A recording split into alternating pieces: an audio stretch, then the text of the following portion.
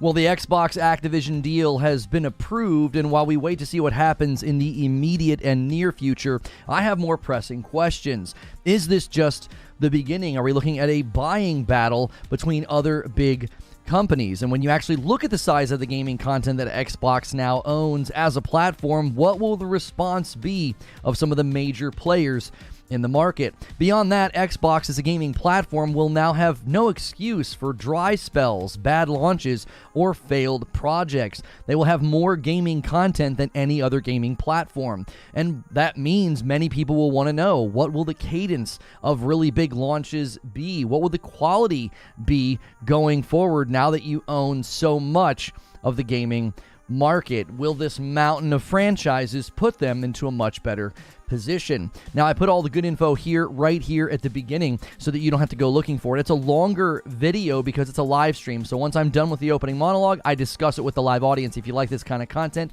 hit subscribe and the bell button so you don't have to miss out.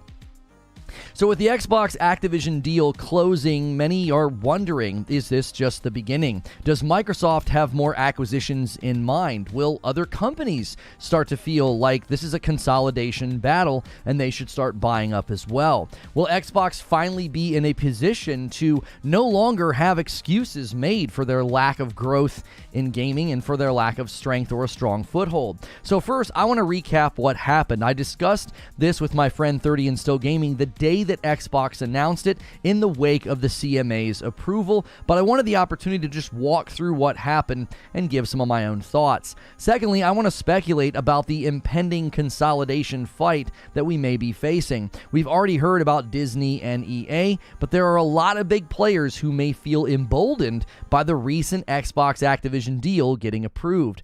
Lastly, I want to say two things. First, be consistent. Many cheered for this deal, and hopefully, I guess cheering for acquisitions is something that stops, but many did cheer for this deal because, many more are likely on the way. So I guess get used to cheering for consolidation. Be consistent. If this deal is great for consumers, then so should other deals. Secondly, Xbox now has no excuse. I'm going to give you a great visual to look at to show you just how massive the Xbox Studio lineup just became. I think they will be the only gaming platform to own this much content for the foreseeable future, so holding them to a high standard, I believe, is fair. So first, let's just recap what happened. So the CMA has finally approved the Xbox Activision deal. Aside from the FTC's failed attempt to get a preliminary injunction, the CMA was seemingly the only remaining hurdle for the massive acquisition. And the interesting aspect that many miss in the coverage and summaries was that the CMA provisionally approved all the aspects of the deal with respect to consoles. It was the cloud gaming that they blocked over. Well, in the wake of Microsoft winning against the FTC, they made it clear they were willing to work with the CMA on a solution. And what was the solution? Well, they sold the cloud gaming rights to Ubisoft in the UK. The CMA's main concern was not that Xbox had a massive foothold in cloud gaming, but that cloud gaming was just sort of getting started, and they wanted it to grow without global scale regulation, which they felt would be required. Apparently, selling the rights to Ubisoft has done the trick. Now, the Activision games that will be streamed in that region will be streamed on Ubisoft Plus per Ubi's own announcement. Ubisoft can also grant rights to other cloud services according to some of the wording, and any company that wants rights will have them granted to them. The most pressing point of interest is when and how Call of Duty lands on Game Pass.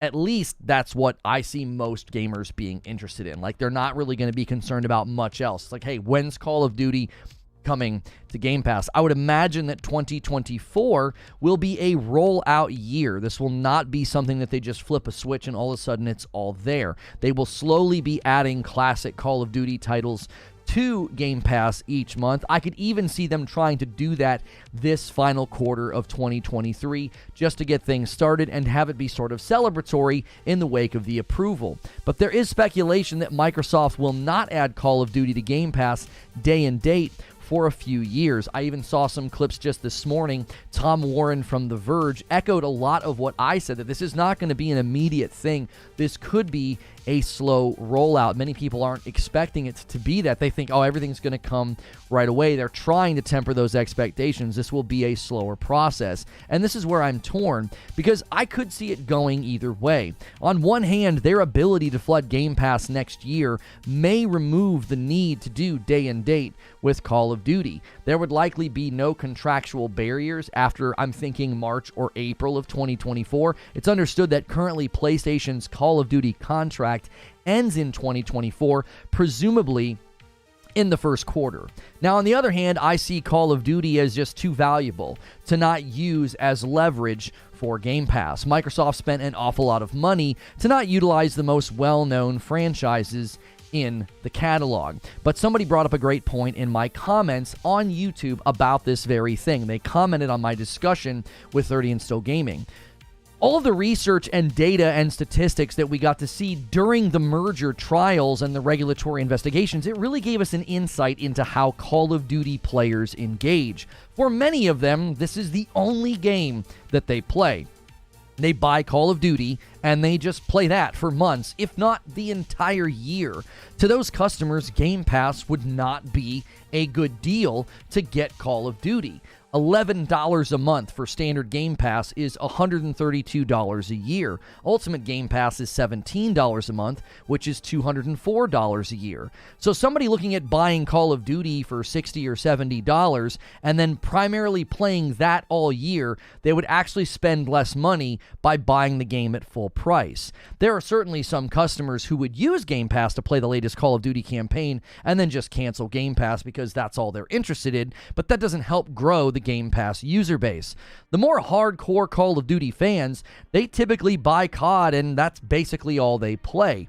$130 to $200 a year isn't a great deal versus just buying Call of Duty at full price once a year. In other words, Call of Duty going on Game Pass day and date is great for existing Game Pass subscribers, but the entrenched Call of Duty consumer base, I don't think it's going to be a compelling offer. So for now, we can say Xbox owns a lot, and what they plan to do with it is currently a mystery, but I have a feeling that Game Pass is about to get very, very full. And with this sudden growth of Xbox, will this lead to a consolidation battle? That's the other question that people are asking. Now that Xbox owns Activision Blizzard, the $1 million or $1 billion question is, will this lead to more acquisitions? And the first way to look at this is from Xbox's perspective.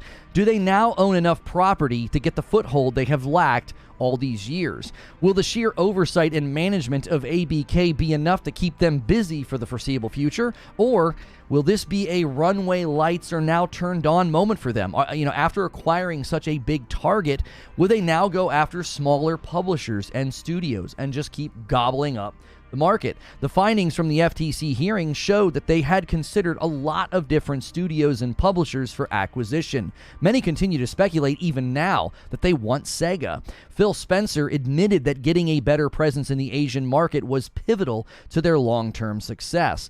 Activision Blizzard property may help with that, but so could existing companies and games that are already doing well in that region and with that consumer base. But another way to look at this would be thinking about what the other big companies might start doing. According to GameIndustry.biz, Disney reportedly looked to acquire a major publisher like EA. And in their article, this is what GameIndustry.biz said. Disney is reportedly looking to acquire Electronic Arts or a company of similar scale as a way back into games publishing. Interestingly enough, the same people who cheered for the Xbox Activision deal, they think this is a terrible idea. Well, I have one thing to say to you. Get used to it. If Microsoft can throw around a war chest of spending to simply buy their way into a stronger gaming position, then so can every other company with a similar sized war chest. Don't believe me? Well, according to the same article, EA has already spoken with Disney. But not just Disney. This is from the article. EA reportedly discussed acquisition plans with Disney last year. The publisher who allegedly talked with NBC, Universal, Amazon, and Apple. So the publisher, EA, allegedly spoke with NBC Universal, Amazon, and Apple. Okay, this is what many of us were afraid of. Amazon, Apple, Tencent, and others, they see the Activision Blizzard King deal with Microsoft as the starter pistol. Anything smaller than this deal should be fairly easy to get through the regulators, especially considering Xbox pulled it off as a gaming platform with competitors who depend on the very games that they bought. Like, really think about that. Xbox is actively competing with PlayStation and bought property that benefits PlayStation, and they're in competition with each other. Disney, Amazon, Apple, all these other massive corporations, they don't have a gaming platform. They're not competing with PlayStation, Nintendo, or Xbox. They would likely just serve as large publishing entities that would own tons and tons of property.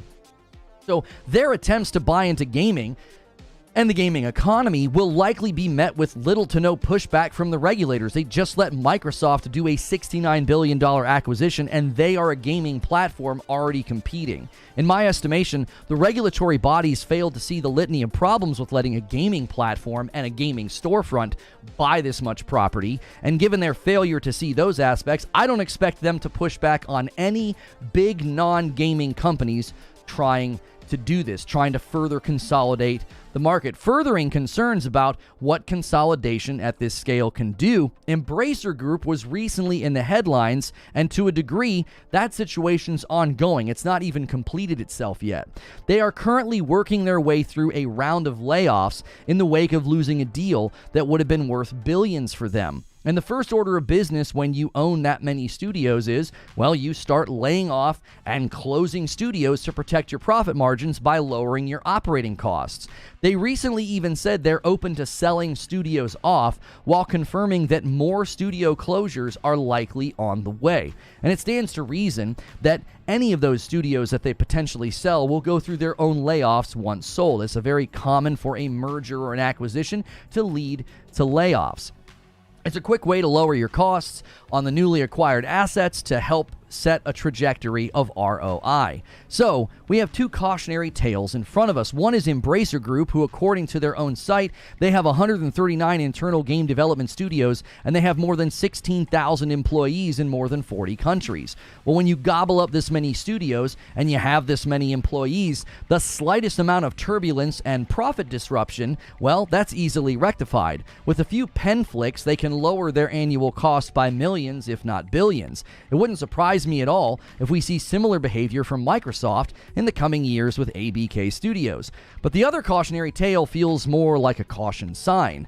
It seems as those major players are out there gearing up for a buying war. From where I sit, that is actually very dangerous. From where I sit, the bigger the spenders entering, they will be the ones that win, and, well, the consumers will lose.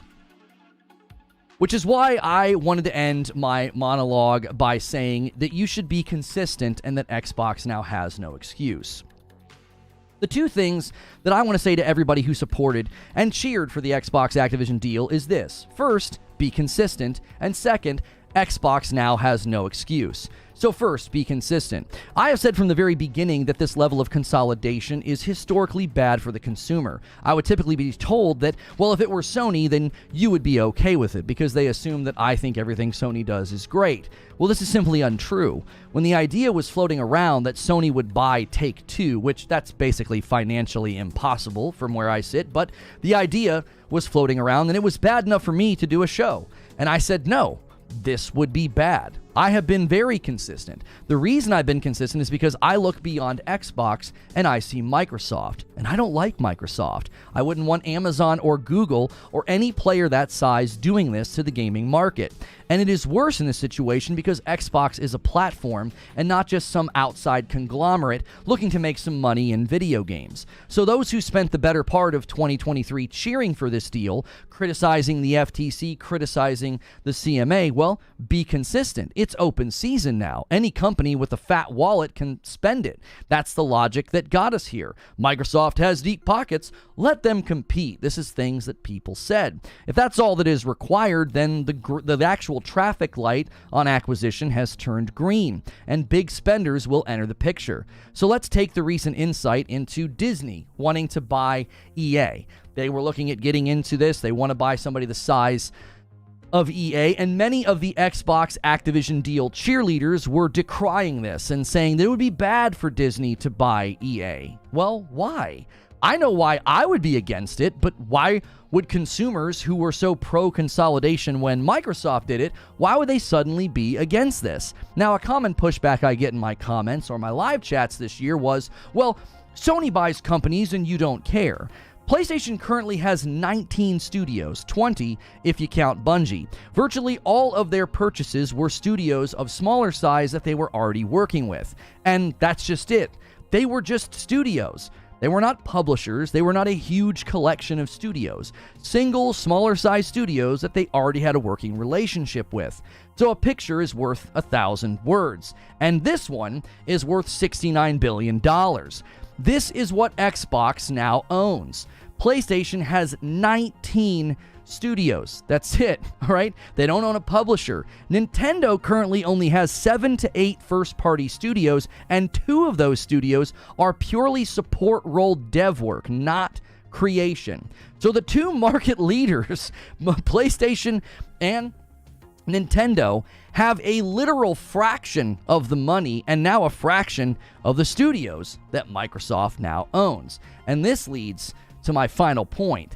Xbox now has no excuse. They already had more studios than PlayStation prior to this, which made the whole let them compete argumentation laughable. But now, I don't want to hear a single excuse from anyone. A delayed game? Why? A failed game, a buggy launch, missing features, missing content? That's all inexcusable now. They have more bandwidth, more manpower than any other gaming platform in existence. Xbox took the content war into overdrive. They have enough content, enough franchises, enough developers. They should never have a dry season. That should never happen on their platform ever again. Why would there be a dry season? Why would you have a bad game launch? What would the excuse be this time? This is where the rubber meets the road. Sony and Nintendo have managed to get where they are with less studios and less money. Now Xbox has more of both by an insane margin. They have more money and more studios than any gaming platform in history. The real rub of this situation is they've already got most of their rabid fans defending games like Starfield and Forza Motorsport as if they are award-winning. Middling scores for Starfield are hand-waved and explained away with conspiracies. The army it would take to sway the score of Starfield on Steam with 68,000 reviews is mathematically insurmountable. And the way the score has landed in the exact same average is uncanny. Look this up yourself.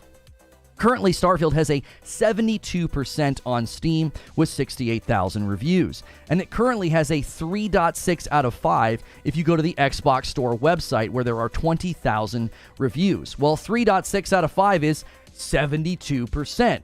So it has a 72% on Steam and a 72% on Xbox, but we're told this is because it's a bad port or because it's being review bombed. How do you get the exact same score on both platforms if it's a bad port or if it's being review bombed? The absolute massive army and work that people would have to do, knowing that Steam actively works against review bombing and removes scores from the total if they detect that's going on, and is Xbox allowing their own title to be review bombed in their own store? That seems ludicrous. It's a 72% game because it's a 72% game. Forza Motorsport has a 41% on Steam with 2,000 reviews. I went to the actual Xbox on my couch, turned it on, and went to the Forza Motorsport to see what the score would be. I've been told that, well, if you go to the Xbox store on the browser, it's including PC, and the PC is worse because of the Xbox store or whatever. Like, that's a great endorsement for Xbox anyway. But Forza Motorsport has a 58% on Xbox, but it's still defended. I'm called a hater for simply pointing out these scores. If Forza Motorsport and Starfield are banner titles, award-winning titles in the eyes of the Xbox loyal, then Xbox has created a perfect ecosystem and consumer base for mediocrity. But given their size and how much they now own, I am holding them to a high standard. The cadence and quality of games should improve with this much power. But given what the most faithful fans are willing to accept and defend, I won't hold my breath on the quality part. They're probably going to stress quantity over everything. From where I sit, the content war has been going on for a while, but Microsoft just shifted a lot of power and weight to their side of the board. And the question is, what will they do with it? So here are my thoughts and my conclusion on this. It's clear to me that many haven't really come to grips with just how big this deal is. I think this image just captures the absolute mountain that they now sit upon. There's so much content, so many studios, so many franchises. For many people, this was a fun spectacle, a thrilling debate, a way to score points on Twitter. You know, something just to argue about to pass the time. But when you actually zoom out on just how much Xbox now owns, it is pretty impressive. And I know folks will point to Tencent or other big conglomerates. The difference here is that Xbox is a gaming platform. Tencent is not. Even Amazon and Google don't have gaming platforms if they start deciding to spend money. The second thing I want to say is, I'm already seeing speculation that they will shift into a more publisher role. Given the size and the amount of profit that they're going to need to generate, I get why people are saying this. I also saw the clips of Tom Warren echoing similar thoughts that I had. This is going to be a slow rollout. It'll take a while for this to impact Game Pass in the way that many are hoping for. But I am not compelled that Microsoft is heading towards acting like a publisher. My view is that they are going to loss lead for decades to become the biggest, largest, most unified gaming ecosystem. Console, PC, mobile, cloud, TVs, all of it. And they're going to loss lead their way to dominance, and they're just going to spend money as much as possible to get there because they anticipate that being the future that gives them the relevance that they need. My conclusion is this. The best thing to come out of this deal is what I already said. Xbox now has no excuse. If they don't deliver excellence, if they don't deliver quality, if they fail to deliver on cadence, well, I don't want to hear any excuses, okay? I have an Xbox Series X, so if they nail it, if they start cranking out great titles, next-gen titles that show off the power of the Series X like I was promised, then I benefit from that. I'm not a one-system person. I game everywhere. I go where the games are. So if this results in Microsoft suddenly just absolutely dominating with quality and with cadence, and they become undeniable, they become a force as opposed to just mediocrity splashing against the wall of a subscription cadence, well, then I'll be happy if we actually start to get the quality. If $69 billion in a historic acquisition is not enough to put Xbox into a stronger position, then there is no hope for them in gaming. If this brute force, mass spending move does not bring Xbox to higher levels of quality and cadence, then we all lose. And that's the show open.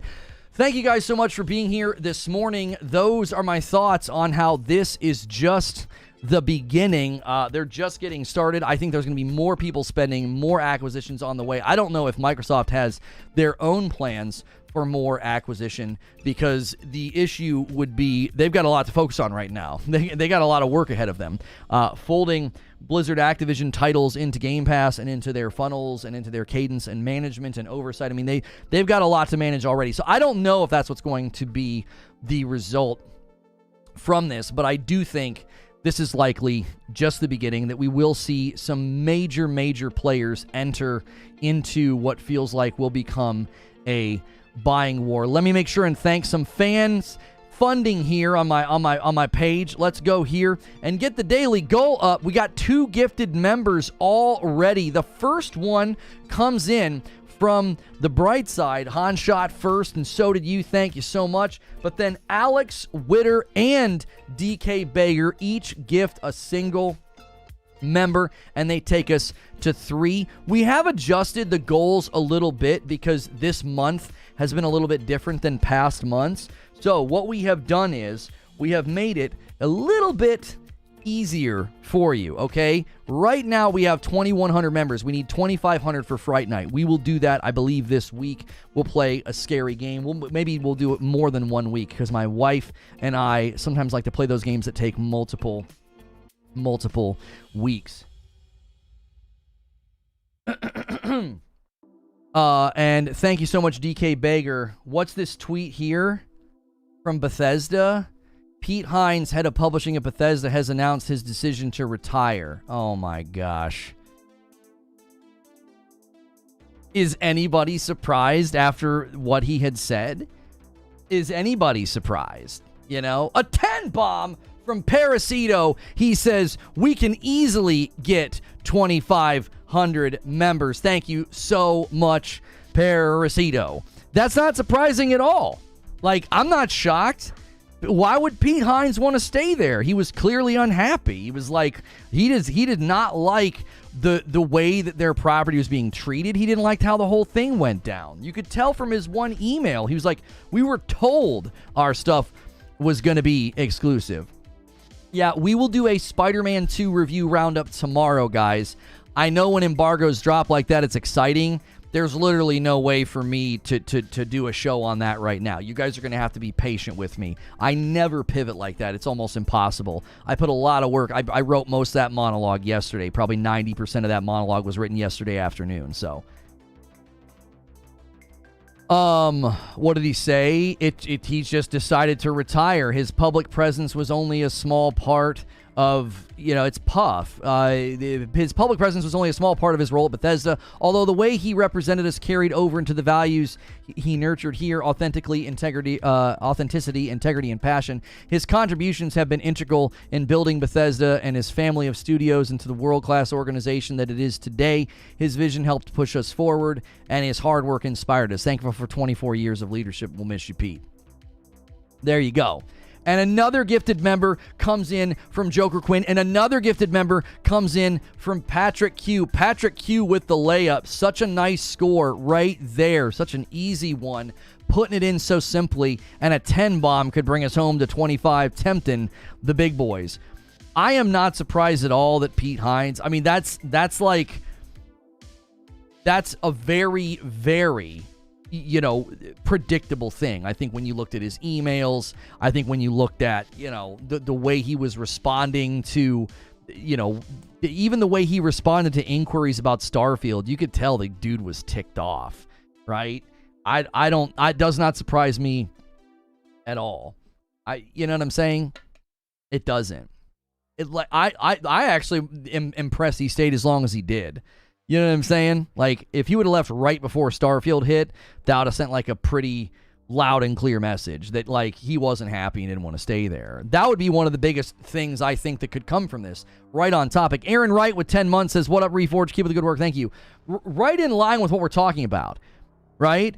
The Xbox Activision deal closes. I mean, the loss of talent could result in the exact same thing. You could have the exact same type of scenario happen where you have a bunch of talent leave, a bunch of management left. Like, Activision already had that happen leading up to the acquisition. A bunch of them left, right? Be interesting to see the exodus on ABK side. That's what I'm saying. Like, I could definitely see more exodus of talent, and that's obviously not good for management. That's not good for your companies. Like, losing Pete Hines doesn't feel like a big deal right now because they don't have anything about to launch. You know what I'm saying? It's not like, the Elder Scrolls is coming out in like a year or something. 2-spot from P-Dub. H-Town says the mass exodus from Xbox begins. Alex with 13 months. While I do enjoy Starfield, I see what it could have been, and it isn't. So Pete Hines wrote a little letter here. He wrote a little letter on Twitter, and he says, I've decided my time at Bethesda Softworks has come to an end. I'm retiring and will begin an exciting new chapter of my life, exploring interests and passions, donating my time where I can, and taking more time to enjoy life. This is not a decision I came to easily or quickly, but after an amazing career culminating in the incredible launch of Starfield, it feels like the time is right. There is certainly not goodbye by any means. My love for Bethesda and its people has never wavered, and I will never stop being part of this incredible community we have grown. Thank you for the hundreds of thousands of fans I've gotten to meet and talk to over the last 24 years. Your energy, creativity, and support has been a big part of my journey. I look forward to experiencing the next part of the adventure alongside you. Working with the amazing people, teams, and studios at Bethesda has been the greatest experience of my life. I'm incredibly proud of everything we've done together, and I'm genuinely excited to see the amazing things they create next. Love you guys, Pete. Yeah, I mean, he's talking to Bethesda. He's and he's retiring. He's not going somewhere else. So, it's not like he's taking a better job or, somebody came in and headhunted him. He's done. He's like, that's enough. I'm good. Anytime you buy a company, you don't need 2 HR teams, 2 CFOs, and others. It seems Phil is only going to use his team as upper management. Very normal. I believe that Activision will function pretty independently for a while at least. I've had other people speculate that, but then there were clips floating around of Tom Warren. He seems to think the same thing, that there's not going to be this immediate takeover where, like, Phil Spencer kicks in the door and is like, oh yeah, everything's us. Everything's us now. You answer to us. I think they're going to let them operate independently for a while. I think the mayhem comes in. Mayhem drops a 20 bomb on the chat and screams past the goal and takes us to 35. Also being the agent of chaos and pushing us to the next potential goal, a 20 gifted member bomb. If you get a gifted member from somebody in this amazing community, be sure to say thank you. Parasito with the 10 bomb and now Mayhem with the 20 bomb. We should be able to hit Fright Night no problem. 2,500 will be easy to hit at this rate. If you feel like paying it forward, you got a gifted member and you're like, man, I could definitely pay it forward, then gift a member to somebody else. It's Pete Hines, the PR and marketing guy. It was clear as day to me that Pete Hines was not happy after the acquisition. So, listen, that's common. I mean, nobody likes to get bought. Nobody likes to get bought out. Nobody likes to get purchased.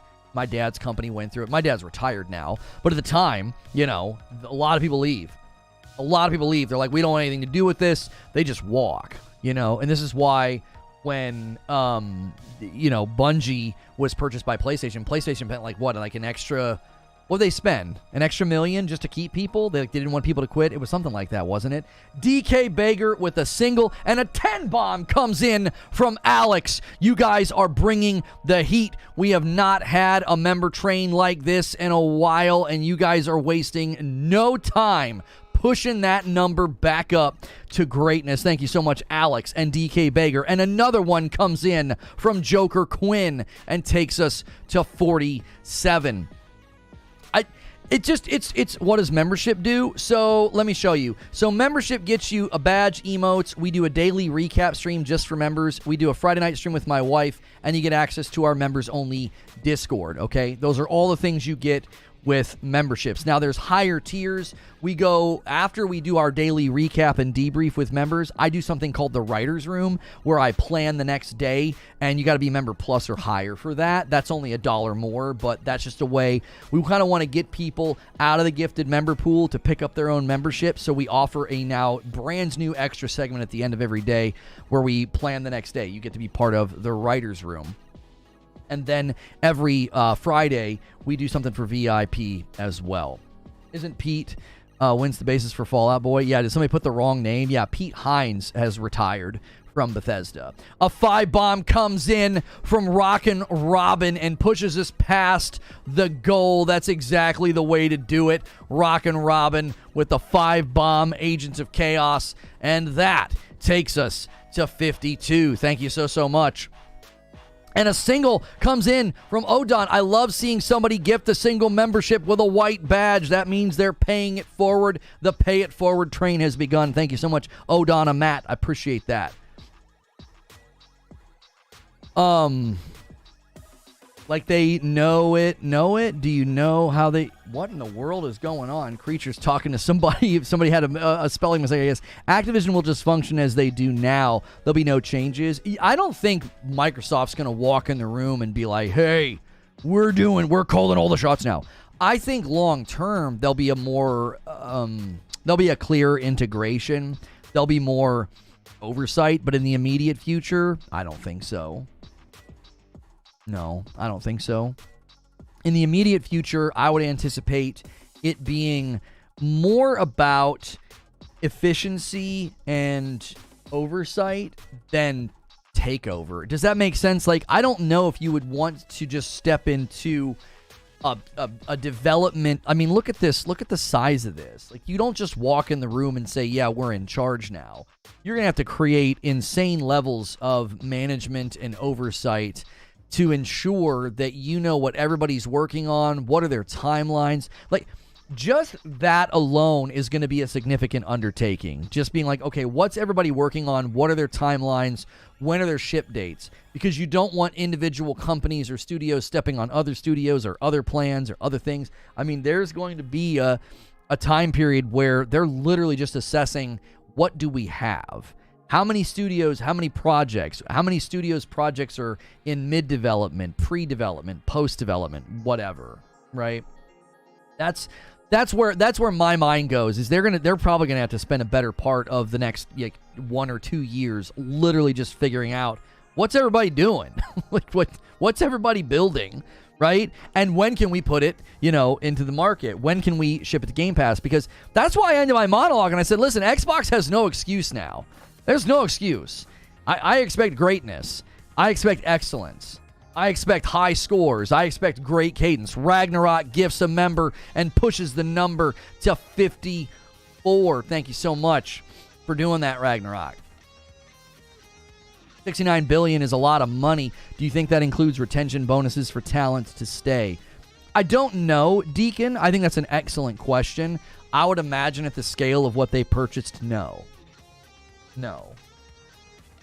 At the scale of what they purchased, I don't think you can do that. You're talking about 10,000. What was the speculation on employee count? 17,000 or something. Let's just lowball that. Let's just say 15,000 people. I don't know how you do that at that scope and that scale. Like whenever they did that with Bungie and PlayStation was like, we're going to spend extra to keep people on. I mean, that's a single company. I think that's a lot easier to manage.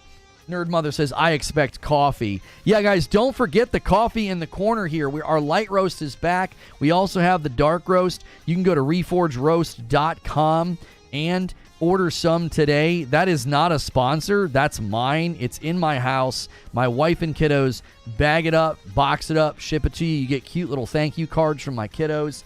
You're supporting basically, this is basically supporting a small business. This is not like a kickback thing. I buy it. It's roasted and bagged and sent to me, and then you guys get to buy it and support what we're doing here. So thank you so much, whoever has been doing that. A lot of coffee orders last week. Thank you, everybody, for doing that.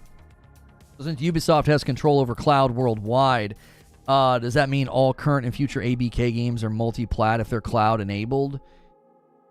I believe it's just cloud rights in the UK, is it not? Did they give them global cloud rights? I thought it was a UK region thing, and if anybody wants cloud streaming in that region, Ubisoft has to give them the rights, like they literally have to. So I counted Xbox will have 68 studios under their management. This is pre any studio cuts. Right, and for comparison, 19 studios at PlayStation and like 7 or 8. Right? 7 or 8. What is that? Can you check that when you get a chance? What is that? Oh, is that your coffee? Eugene. We had a surprise visit from in-laws, so your coffee order is printed, and that is still its status. The label is literally in my entertainment room. I am sorry. We got a surprise visit from my in-laws, so the coffee orders from Thursday and Friday did not ship like they should have. So, sorry. We're usually crazy fast on turnaround time. I am sorry. I got a surprise visit from my in-laws this weekend. So, you know how my weekend went. So, sorry about that. We're usually very fast, and all that should be shipped tomorrow. Children workforce, yeah, right? I really hope that ABK cloud rights to Ubi doesn't come with a checkmate move from Xbox by buying Ubisoft. Well, I mean, there was speculation that people were like, well, what if PlayStation buys Ubisoft? I'm pretty sure per the terms, all the rights go back to Microsoft if Ubi gets purchased. So that's not like a loophole that PlayStation can try to do. If you spend $70 billion on something, you need to make at least $70 billion back with a set time frame. So how are you all going to be fleeced is my question. You Game Pass dudes, an increase is coming.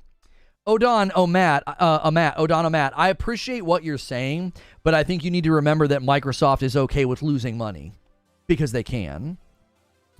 When you have the amount of money that they do, losing money is a means of making it. It's so backwards to say and think, but that's true. King Sovereign, with 13 months of membership and a Member Plus, wasn't one of the biggest selling points was getting Bobby Kotick out because everyone hated that guy for the atmosphere he created ABK. There was no result here that didn't benefit Bobby Kotick, right? There was no world where Bobby didn't benefit. If the deal didn't go through, they were going to get an injection of cash from Microsoft. Bobby's going to keep being Bobby and making tons of money, and then they could have done smaller sales, divestitures. Who the frick knows? There was no scenario where Bobby Kotick wasn't coming out of this like a frickin' bandit. It wasn't. If the deal failed to go through, he was going to get money. If the deal if you're watching the past broadcast, I completely lost power, but not really. Like, I didn't lose power. My battery backups, both of them just shut off. Like, my power didn't flicker. My lights didn't flicker. I don't know. Both computers, cameras, my internet. I've been sitting here waiting for my internet to come back on. I'm in cooling problem? No, they're separate battery backups. They're cyber power battery backups. Just boom, off. I was like, huh? It was absolutely crazy. I've never seen anything like that. I'm probably just gonna have to replace them. Maybe they're just going bad. Maybe they're just old. I don't know. Of course, when we're having like a huge day and a bounce back and like all the numbers are looking good, I'm like, oh, hey, we're back. You know, YouTube's treating us nice. Of course, we have a blip the size of Mount Everest that, you know, cuts the viewership in half. That's wonderful. Good golly. There's no way to anticipate that. There's no way to troubleshoot that.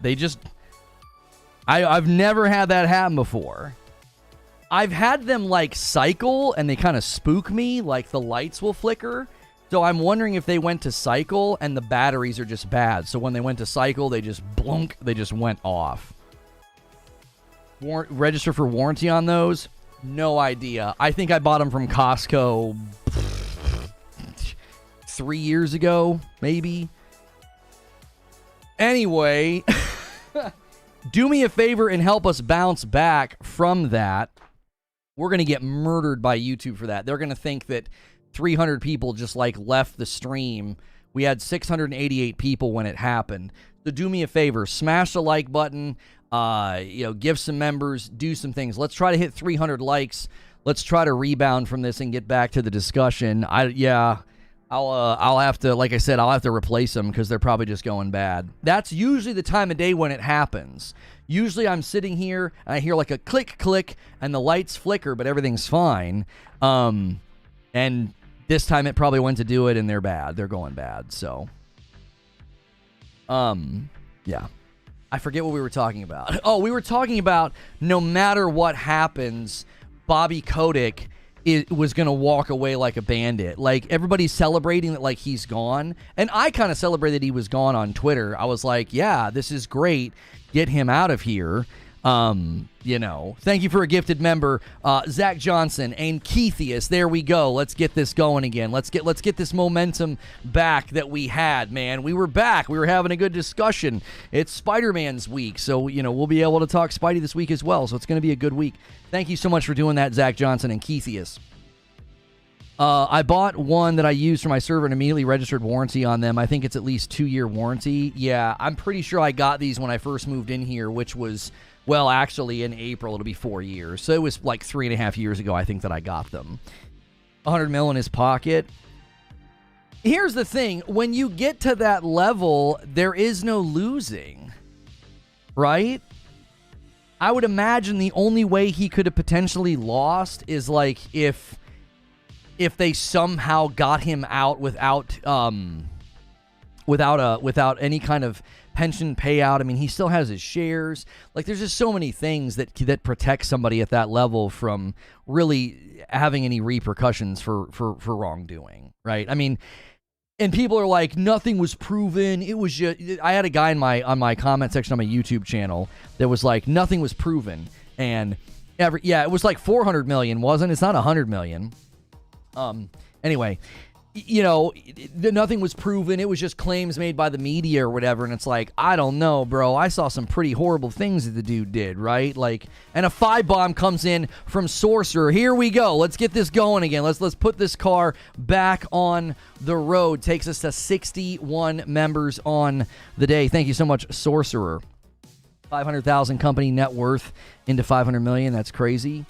I'm not sure what you're talking about. Forbes scored this for survey media bias is true. Oh, who cares about that? Everybody's going to score things according to their own preferences. My understanding is that he's getting, with stock shares, was not around 400 million as he walks away. Right. I saw Asmongold about the Blizzard math, and it's so funny. Yeah, I mean, he was talking about it the other day. He was like, it's Bobby's world. We're all just living in it. Like, there's nothing you can do at that level. So I do think that is one of the good things that comes from it, because I think it's probably better to have him gone than to have him there. Does that make sense?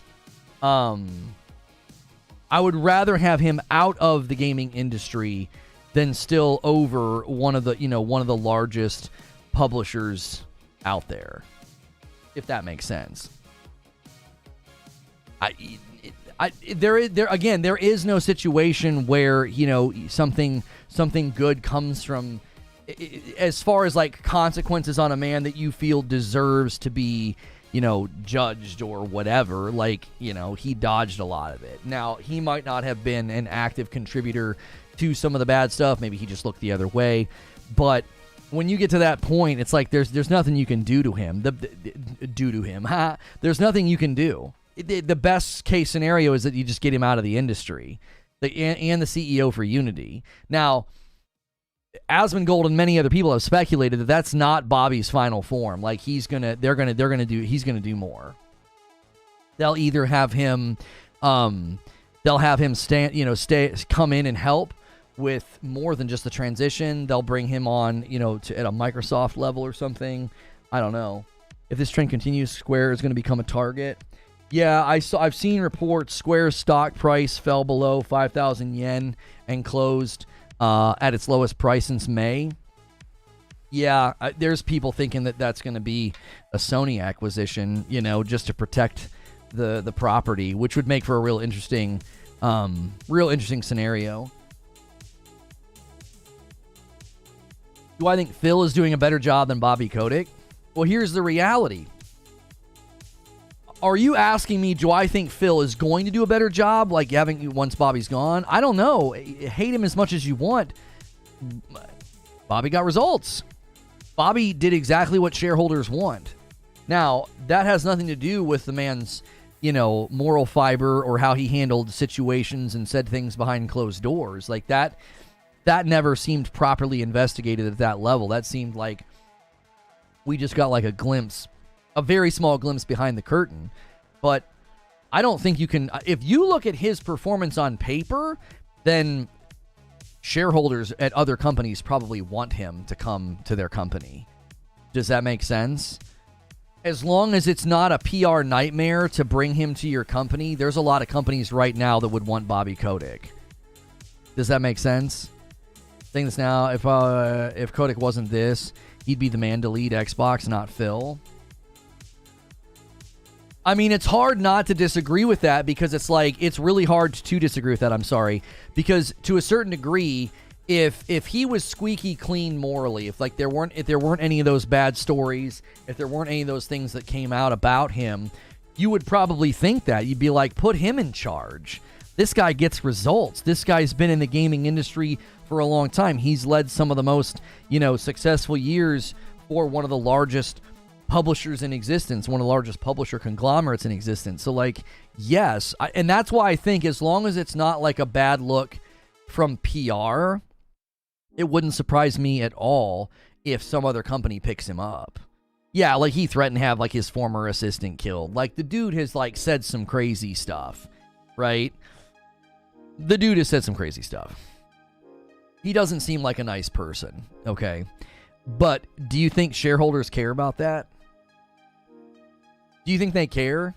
Like, if they're trying to make money, if they're trying to get somebody in charge that's going to turn things or fix things or repair things or increase production, increase profit, whatever the case may be, you're going to look at a guy's like that resume and you're going to say, I don't really care about that stuff. Let's just get him on board. Now, I'm not saying that's right. I don't like seeing people like that succeed, but what are you going to do? You know? What are you going to do? Yeah, CEO's a scumbag. Shocker. Who has put games in your hands? I'm not sure what you're asking. Do you also love the military-industrial complex? Are you saying I love it? I don't love it at all. I'm just speaking frankly about how the business world works. I don't think it's great. I don't think it's great that people like this succeed and make as much money as they do. I don't. I'm simply giving you the facts. Shareholders don't give a crap. I would care. I wouldn't want to work for him. I wouldn't want him working for me. That doesn't mean shareholders think the way that you and I think. It's easy to be doe-eyed and ideological when we're sitting here not in those positions of, well, this guy will come in and make us a ton of money. Yeah, but he's done bad things. A lot of them are going to say, okay, what does it have to do with us making money? I'm not saying that's good or right or awesome. I'm just telling you this is exactly how it works. Transmissions from a space boat with 22 months. Maybe it's time for Lono to lead Xbox. No, you don't want me leading Xbox. I would not be good at it. Oh, you're not talking to me. You're talking to people in the chat. Okay, well, taken out of context, which that's the world we live in, taken out of context, what I was saying could make it sound like I'm super pro Bobby Kotick. I'm not. I'm simply saying the guy got results. Somebody might scoop him up and make him a really good offer. Hey, come be our CEO because you get results, right? Not I, me, Pete. Not I, me, Pete. Thank you so much for gifting a member and taking us to 62. You're the best. Appreciate you so much.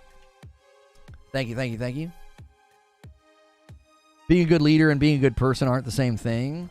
I don't like that you use the word leader. I think being a leader and being a manager or a CEO is not necessarily the same thing. Leaders earn allegiance. Like the name, to be a leader, to lead, I think is different than being in charge. You know, there are, like, being the coach of a team and leading through integrity and hard work and earning the respect, the admiration, the loyalty, and the allegiance of your team. That's a really big deal. I think, oh, no time, Pete. Not I, me, Pete. No punctuation. Thank you so much, Brooklyn Breed. I can't freaking read. No time, Pete.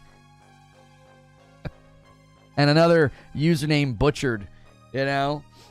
All you got to do is capitalize that T and that P, and you make my life so much easier, you know? But you're no time, Pete. You don't have any time for that, you know? You don't have time for punctuation. I understand. I guess that's truth in advertising. Like, I don't have time to be capitalizing letters. What do you mean capitalizing letters? What's up, Lono? I think Bobby will be an executive at EA. Seems like a lateral move, but I wouldn't be shocked.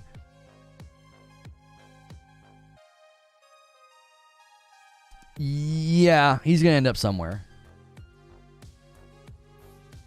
Pete Hines just left. Yeah, we read his letter.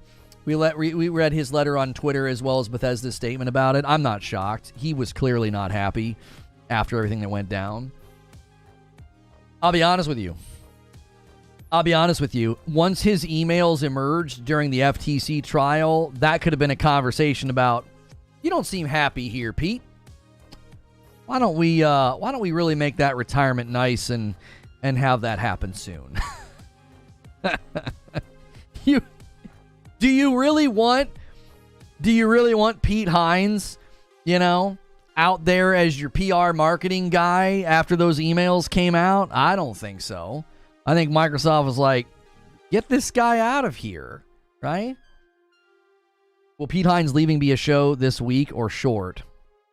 I'm not sure, Dave. Here's the reality. Jim Ryan retiring is a pretty big story. Pete Hines retiring, I don't know. it makes more sense for a man in it. I don't know how old Pete is, but it makes more sense for a man in his 60s to retire from CEO after 5 years, especially when the previous CEOs also did the same thing. They hit 5 years and they were gone. Like everybody that's had Jim Ryan's position has done that. It's like 5 years gone, 5 years gone. Then they had a 2-year interim guy, and then Jim Ryan comes in, 5 years gone. Like that. So that's basically 3 CEOs in a row that are 5 years out, 5 years and gone, 5 years and gone. Pete Hines is a 24-year man. It seems a little weird not to do one more year and hit 25. Probably because they don't really have any major launches for him to be a part of, so staying on for one more year just didn't make any sense. It was like, okay, are you going to stay on for the Elder Scrolls, or are you done, right? Because that's more than likely what the decision was. Staying on for one more year probably just didn't serve much of a purpose. And if he's not happy and he can't stand, again, I've continued to theorize that Starfield, Drufus with 8 months as a VIP says, do we really expect Xbox to put out good games on a consistent basis when they haven't been able to do that since their inception? I hope I'm wrong, but I don't think getting ABK will change much. I've said it multiple times today. I'm going to say it again. They have no excuse. Going forward, I don't want to hear a single utterance of excuse from people. The way that people are hand-waving the scores of Starfield and Forza Motorsport, they probably will find some ways to backflip or make excuses for bad launches or poor quality. But when you have this now, when you have a war chest of money, and to go with your war chest of money, you have a war chest of property, you have a war chest of studios, I don't know what to tell you. There's no excuse anymore. Here's the problem. I talked about this in my show open. The most rabid Xbox loyal fans, they're already out here defending mediocrity. So Xbox already has the runway lit to say, we don't got to worry about quality. We don't got to worry about quality. Just ship games on Game Pass. That's all that matters. If you ship games on Game Pass, they don't care that Forza Motorsport has like a 50%. They don't care. People are shocked that I'm saying Forza Motorsport's bad. I'm like, they promise features that aren't there. It's an incomplete game. It's missing tracks. The level of ray tracing and graphical fidelity that was promised didn't happen. And the user score everywhere is bad. But I'm not allowed to say it's a bad game. I genuinely want to know, what does it take for the most loyal Xbox fans to be critical of a game that they launch? Like, what does it take? Does it have to quite literally be as non-functional and as bad as Redfall? That seems to be the only game that we got agreeance on. That's the only game. It just doesn't seem to matter. And it's like, well, now Xbox has a war chest of publishers and studios. Are we going to take the same attitude? They have no excuse now. They have no excuse. I've been dissatisfied with what they've done this gen. I have been. I'm like, where's all the stuff? And then the games we get, it's like these games aren't even that good. Oh, you don't play racing games. Why do you care? It's indicative of a problem that I've been trying to highlight for a while. That's why I'm saying to you right now, they have no excuse. I don't want to hear this. Sony makes it hard on us. I don't want to hear this. Sony does exclusive deals. No, you've had more studios than Sony for a couple of years already, and now you are quite literally the largest gaming platform in existence with respect to property. You own more content, more franchises, more studios than any gaming platform in history. Nintendo has never owned this much. Sony has never owned this much. Never. With less money and less studios, Nintendo leads the world with like 7 or 8 studios. 2 of their studios are just dev support. They're not even creating anything. They're doing like testing. They have like 5, maybe 6 actual studios cranking out games. Sony has 19, 20 if you count Bungie. That's it. So this weird narrative that like, well, PlayStation has made it hard on Xbox. I don't want to hear that ever again for the rest of time, because they have enough games, studios, franchises, and property to last them for forever. I don't ever want to hear that ever again. They have no excuse now. I expect excellence. I expect quality. I expect cadence. If you can't deliver that, then what in the heck are you doing? What are you doing? You spend more money than anybody else. You've got more property than anybody else. So there's no excuse going forward. I expect excellence. I do. Why can't your games come out on time? You have more bandwidth and manpower than anybody else. That will be my question if games don't come out on time. Why are your games coming out buggy and not ready? If that happens, that's my question. You have more manpower, you have more bandwidth, you have more ability to test and get things out the door at quality. What's the problem? There will be no excuse going forward. None. None at all. Because from where I sit, the real question will be, when does this make landfall?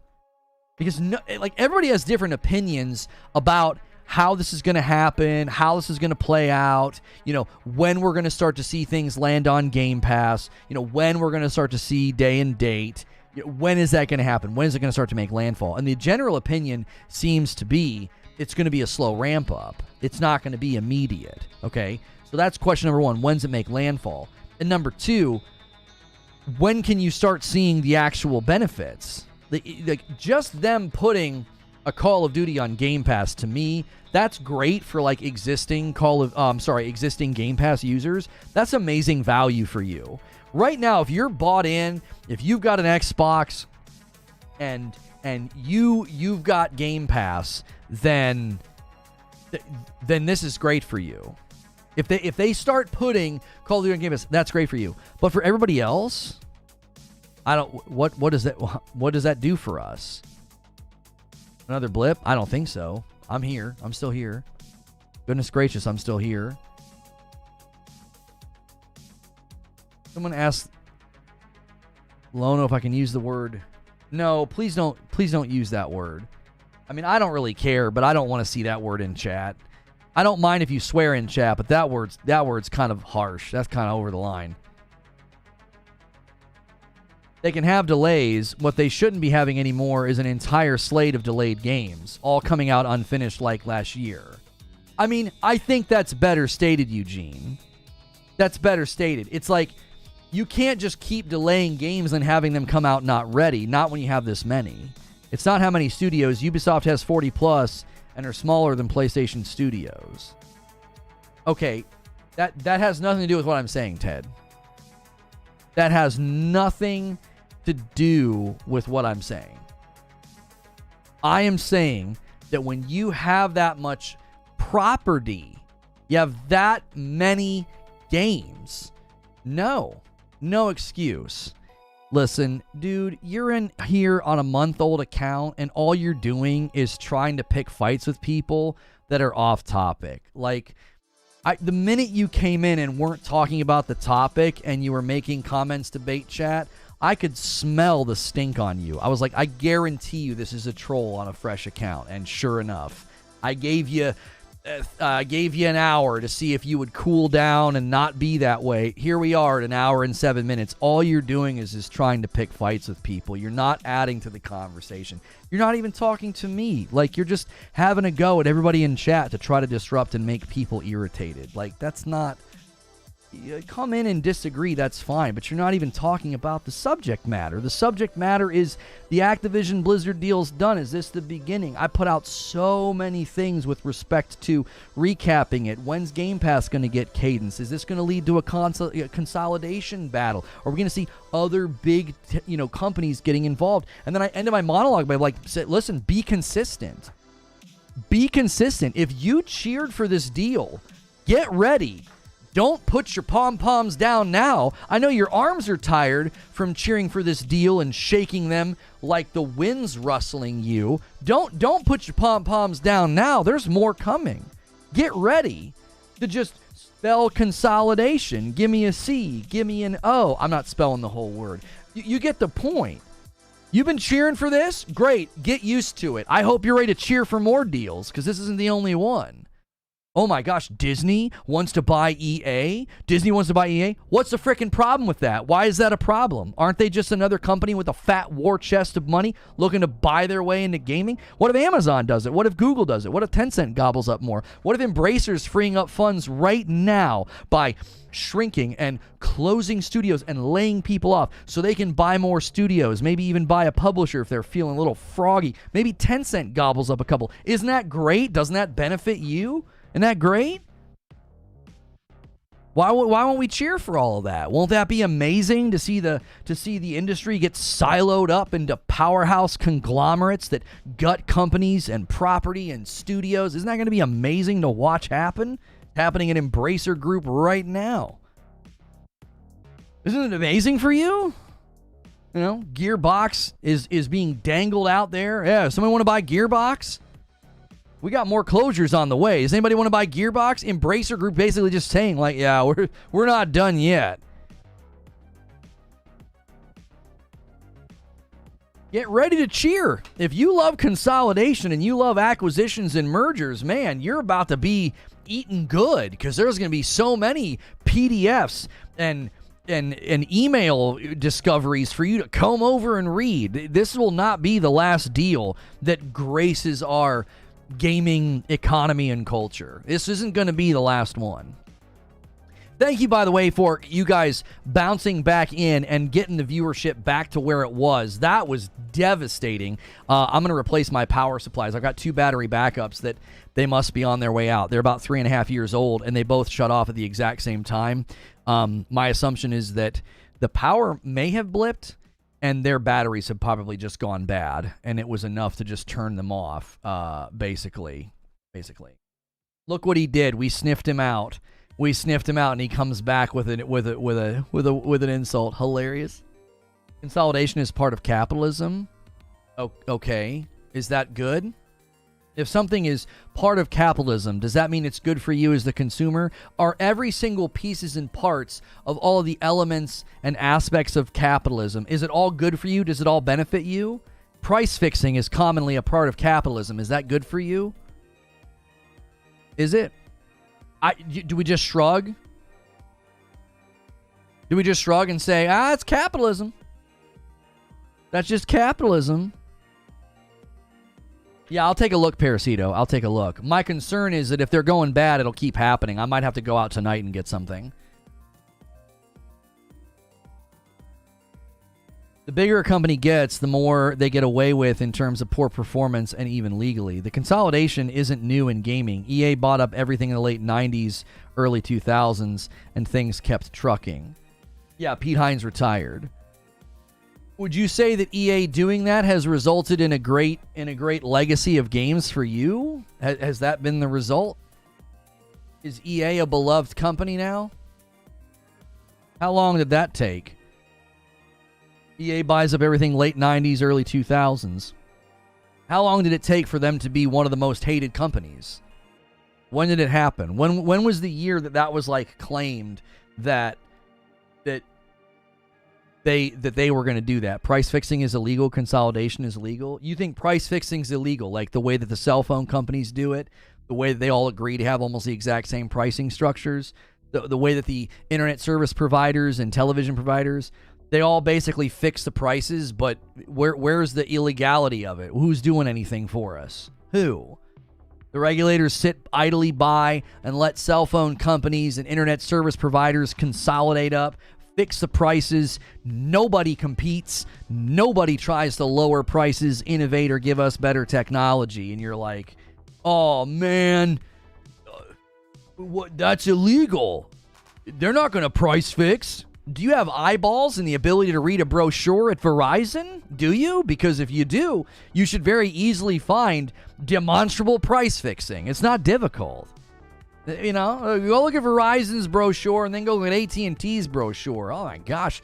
Well, they basically just changed the color. Well, one's red and one's blue. I mean, well, who do I want to buy from? The same phones. The same brand of phones, and the brochures are different colors. What do you mean? Just because something is a part of capitalism doesn't mean it's great. It doesn't mean it's automatically good. You have to judge the goodness or the badness of it depending on what it does for the consumer. Microsoft is forcing Sony into a serious content war and studio purchases. Sony has to consolidate. Right now, we have two juggernauts in gaming. I understand one bought their way in. Do you want to know why I'm not nervous at all, Ted? Do you want to know why? Nintendo has basically 5 to 6 studios that actually create games. They have 8 studios total. A couple of them are literally just there for support. And look at Nintendo. I think when you innovate, when you really drill down on first party, I don't think you have to worry about, oh no, they're going to own more stuff. I don't think so. I don't think this is like a concern. I think people are doing that. They're doing like Sky is Falling. They're doing like, oh no, gaming is ruined. I don't agree with that. I think this is worrisome. Obviously, this could go poorly for us, but I do not think that this means that like Sony and Nintendo are in dire straits.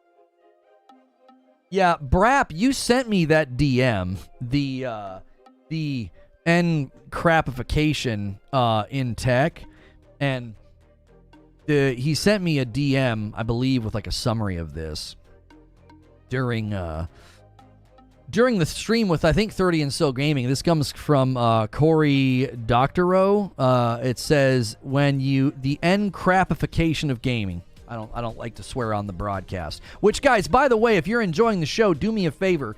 Hit the like button. Hit subscribe. Let's get 400 likes. Let's push this member goal up a bit, huh? Let's hit some more goals. Right now, I owe you guys 10 members. If it hits 75, I'll owe you 15. I always pay it forward to say thank you for supporting the channel. Every 25 members, I give 5. You don't even have to gift a member or get a gifted member. You can just become a member, and it helps us out. We are well on our way to 2,200 members. If we hit 2,500, we'll do a Fright Night. We'll play some scary games, my wife and I. I've got a mic coming that'll enable me to be mic'd up when I play VR games, so that'll be hilarious. So help us hit that goal. All right, let's read this thing here from Brap. The end crapification of gaming.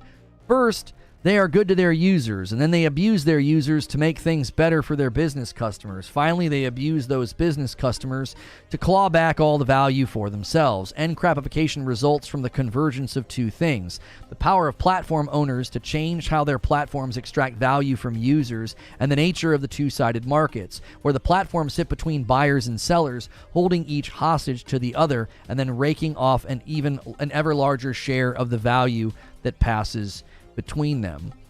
I think the only problem with applying that this time around, Brap, is they're not even going for the middleman. They're not the middleman. They own it all. They're not standing between us and the studios or between us and the publishers. They're just there being like, no, this is ours. Dan, you upgraded VIP. Thank you. Fewer third-party publishers is concerning. Right, like this is something that I think hasn't really been talked about or thought about in this particular realm. So when I look at the number of third-party games that essentially run the industry, a lot of people gave PlayStation grief for how much income and how much of their revenue comes from third-party. But the same could be said for Xbox. The same could be said for Game Pass, right? So much of what they fill Game Pass with is third party. You got indies, you got AA's, you got AAA's, okay? I'll do a Spider-Man 2 review roundup tomorrow, guys. That embargo dropped in the middle of my show. I can't shift to that. That's not what I do. Everybody always gave me grief when I wouldn't shift to like, hey, Xbox had something good to happen to it. Why aren't you shifting to it right away? Well, fair is fair. I don't do that. I'm not doing that right now for Spider-Man 2. Now, they obviously won't give me grief about that because that shows that I am consistent in how I cover things, but, you know, that doesn't fit a narrative. That's even more concerning when you own the platform, the operating system, and the cloud infrastructure, says Brap. Right. That's the point. That's the point, Brap. It's like, yeah, they're not standing in between us anymore. And what I was just saying about third party makes the world go round. Like, there's an entire third-party publishing apparatus no longer available to developers, says Eugene. Right, like, developers aren't going to be able to approach Activision Blizzard anymore to say, hey, do you want to publish our game? We think our game would be good for these reasons. They now have to go to Microsoft. Well, Microsoft is a platform. Going to a publisher is completely different than going to a platform, because as soon as you go to the platform, the deal is going to be inherently laced with, well, that's ours then. That's going to be ours. We want it if we're going to pay for it. And why would you not? I would expect nothing less. I would expect Nintendo, PlayStation, and Xbox to all do the same thing. Like, if they're going to function as the publisher of the game, then they would treat it as their game. I would expect nothing less. It'd be weird. It'd be weird for them. It'd be super weird for them to not do that. So what you're doing is then you're siloing up power. If you silo up that power, you make it more difficult for developers to say, we need funding. Who are we going to go to?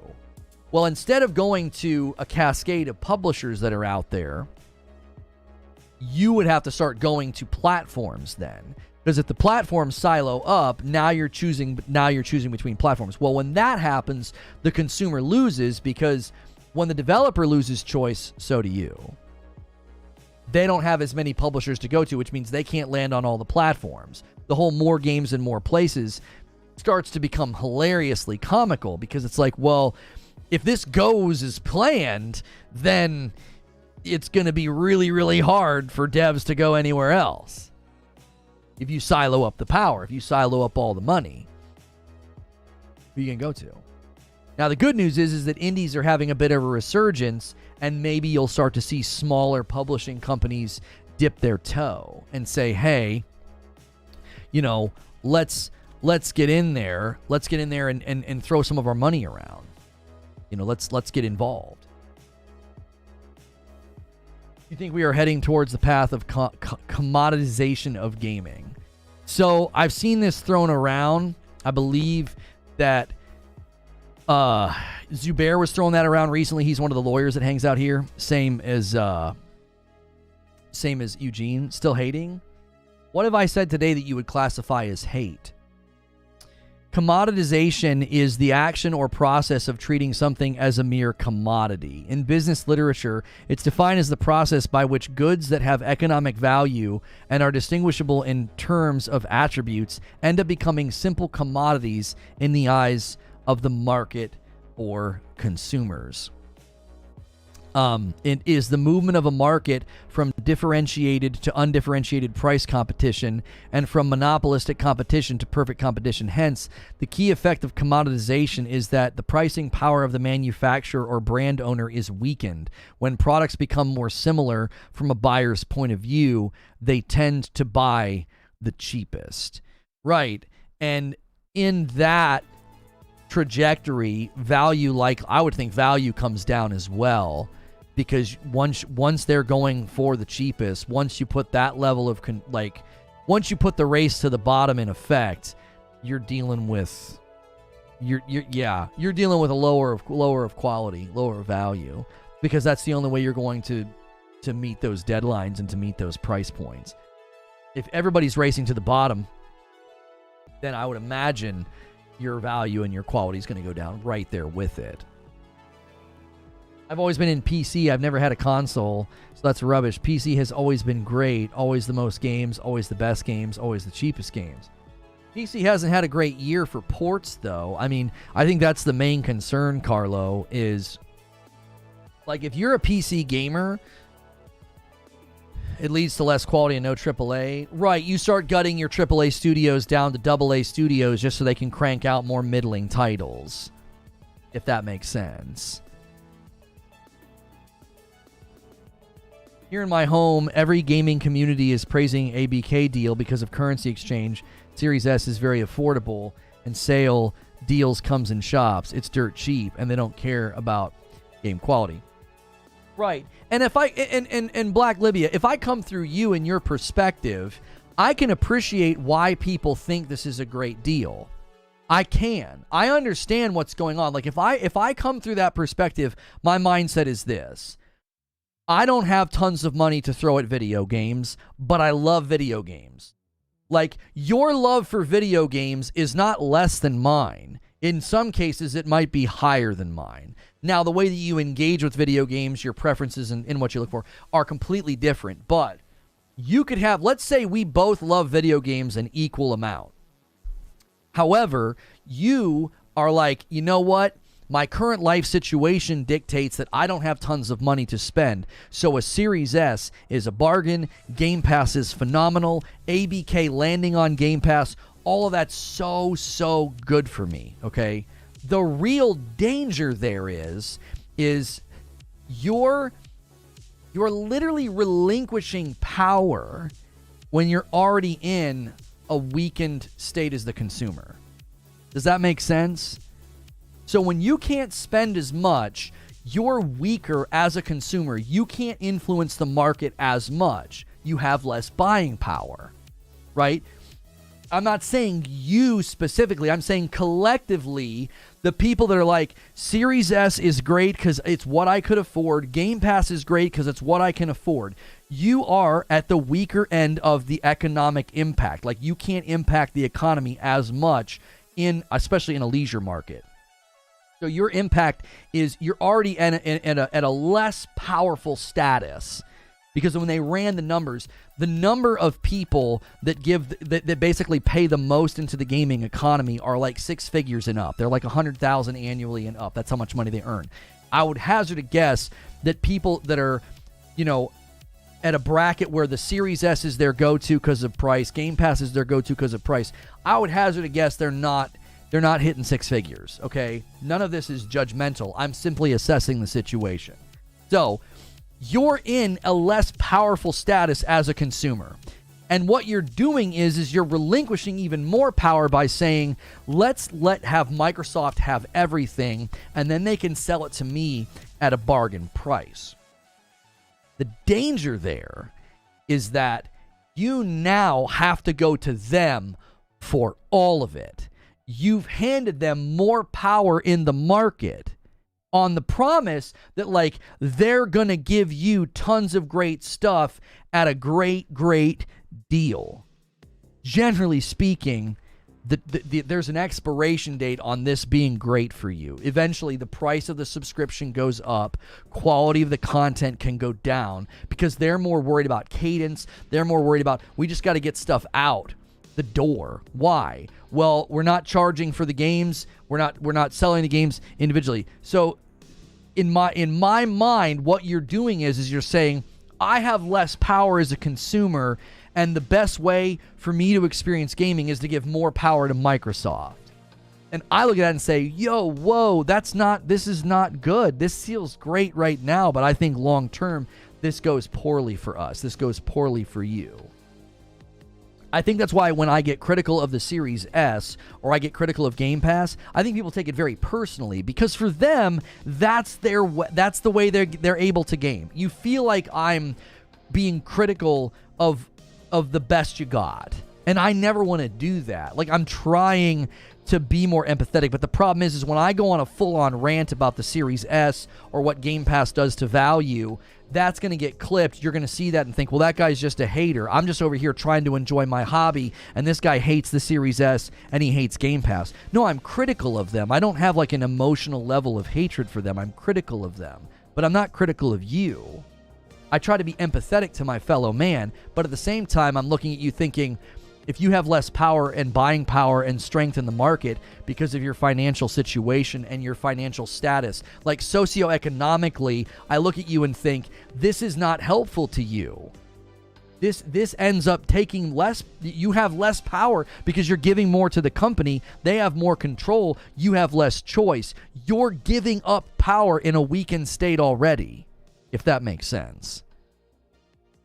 A $10 super chat tip from Drive-By Commenter. Ultimately, I think they're going to completely Netflix the gaming industry. Less user control over intangible media. The withdrawal from a canceled subscription would be akin to those replica AI users. Thank you for the $10 super chat tip. Guys, do me a favor. We're an hour and a half into the broadcast. Make sure and smash the like button if you're enjoying the discussion. I am a safe for work broadcaster. Discussion, debate, disagreement is welcome as long as you're respectful. And we are discussing the Xbox Activision deal and how I believe this is just the beginning. Will likely lead to more acquisitions, maybe from Microsoft themselves, but from major players. And Ultimately, I said, listen, be consistent. If you thought this acquisition was great, then you can't really be critical of any other ones that come down the pike. And, I don't think that Xbox has any excuse going forward. We should get nothing but excellence, quality, and cadence from them. No excuse going forward. They have more power, more franchises, more content, more titles, more money than Nintendo and PlayStation combined. So I don't want to hear any more excuses. I want nothing but greatness from them. That's what I expect. I don't expect 7 out of 10 games or 5 out of 10 games going forward. I'm worried I won't get what I want, but I'm still going to hold them to that standard because I think that's fair. When you spend that much money, when you consolidate that much of the industry, I expect you to do great things with it. Because if you don't, then I don't benefit as a consumer. If you water it down, if you dilute it, if you close a bunch of studios or cancel a bunch of projects, or you ship a bunch of unfinished games, that doesn't benefit me at all. You just spent a bunch of money to give me subpar products.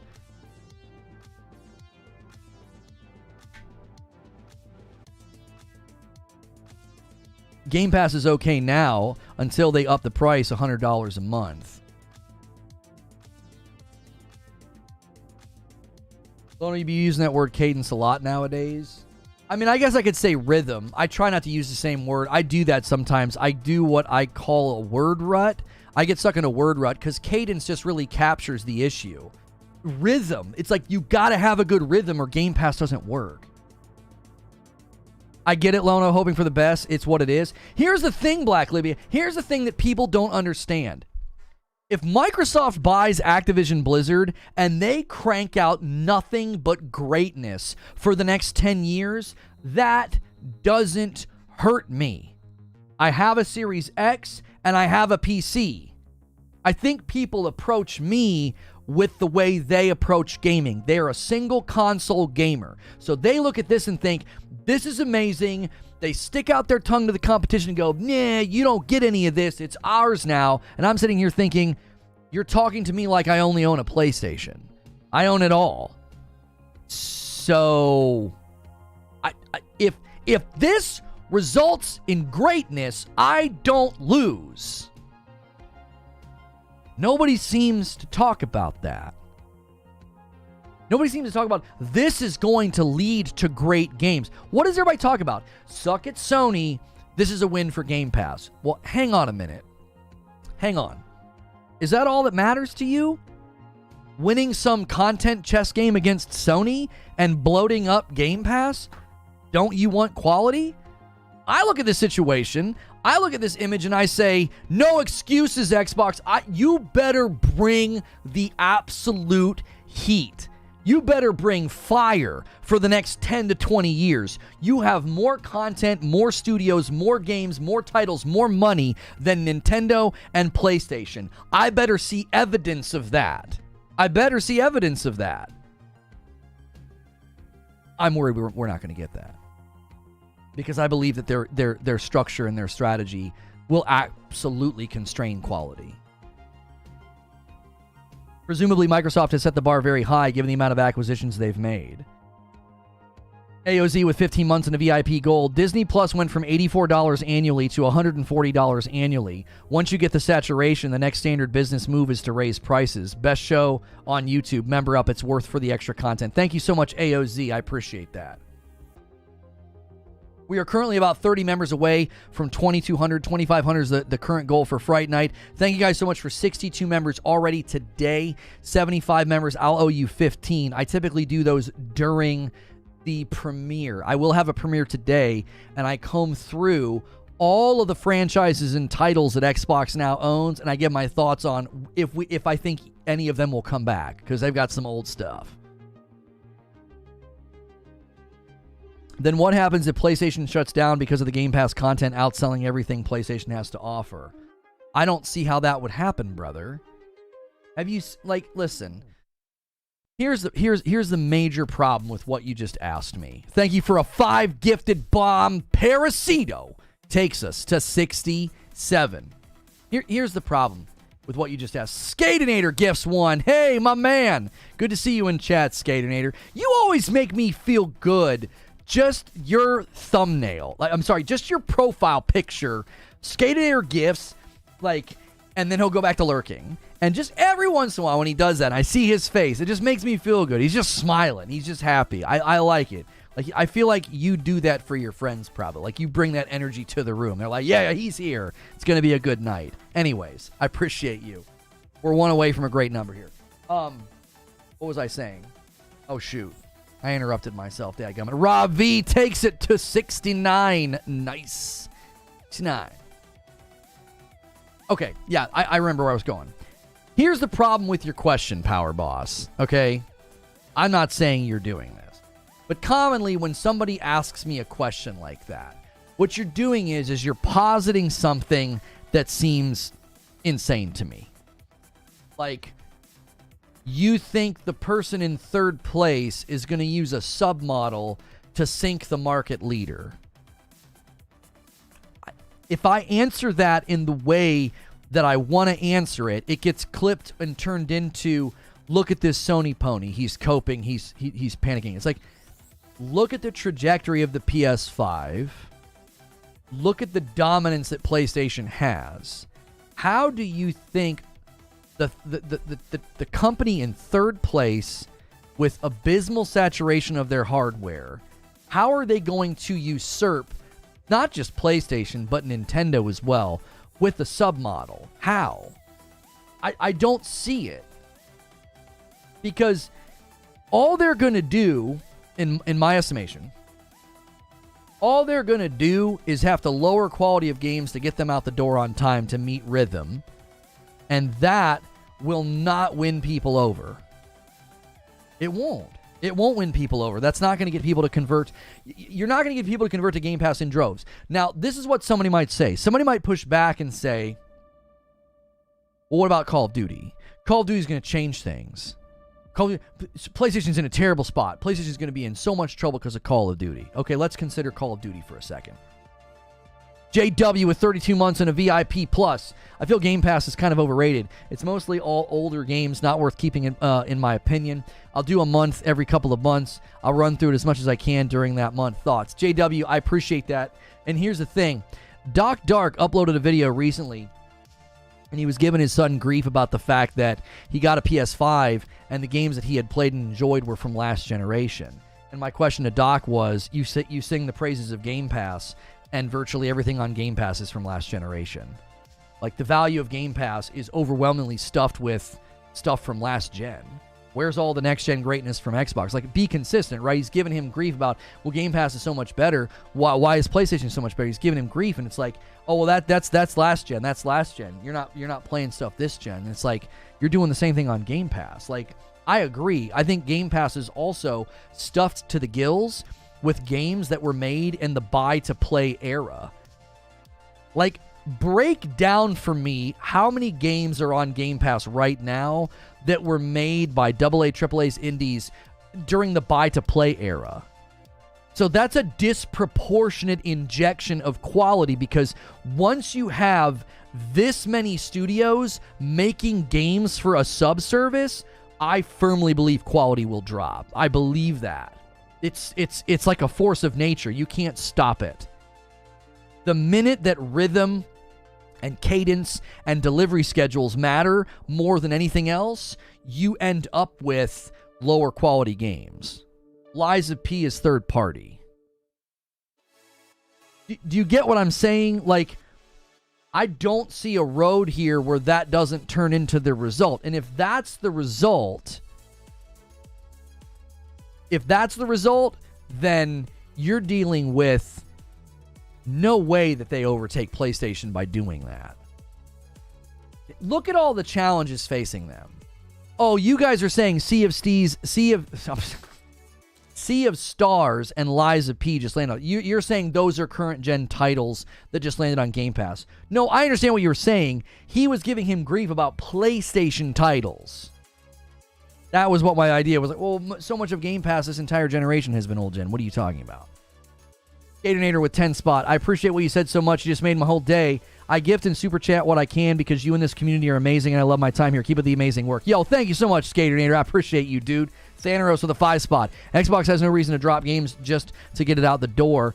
There are enough studios to give one time to fine-tune each game. Thanaros, you and I are in agreement. Listen to me. When you have this much, We have this many studios, this many titles, this many franchises, and you have as much money as they have. I'm with you. There is no reason to just shove something out the door. But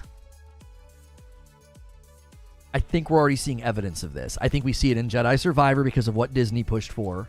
And I think we're seeing it in Forza Motorsport. I'm telling you, there's no way that that's not going to become something that's indicative of the submodel. Lower quality. A $10 tip from JW. Don't get me wrong, there's a lot of great games on there, but I see too many 360 games in my opinion. Sure, Day 1 sounds great, but where are the new games? I'm not a hater, I'm just genuinely curious. Well, in Game Pass's defense, JW, Sea of Stars and Liza P were big wins for Game Pass users. They were. Now, we could go look at achievement percentages. But those were big wins. I'll grant you that point.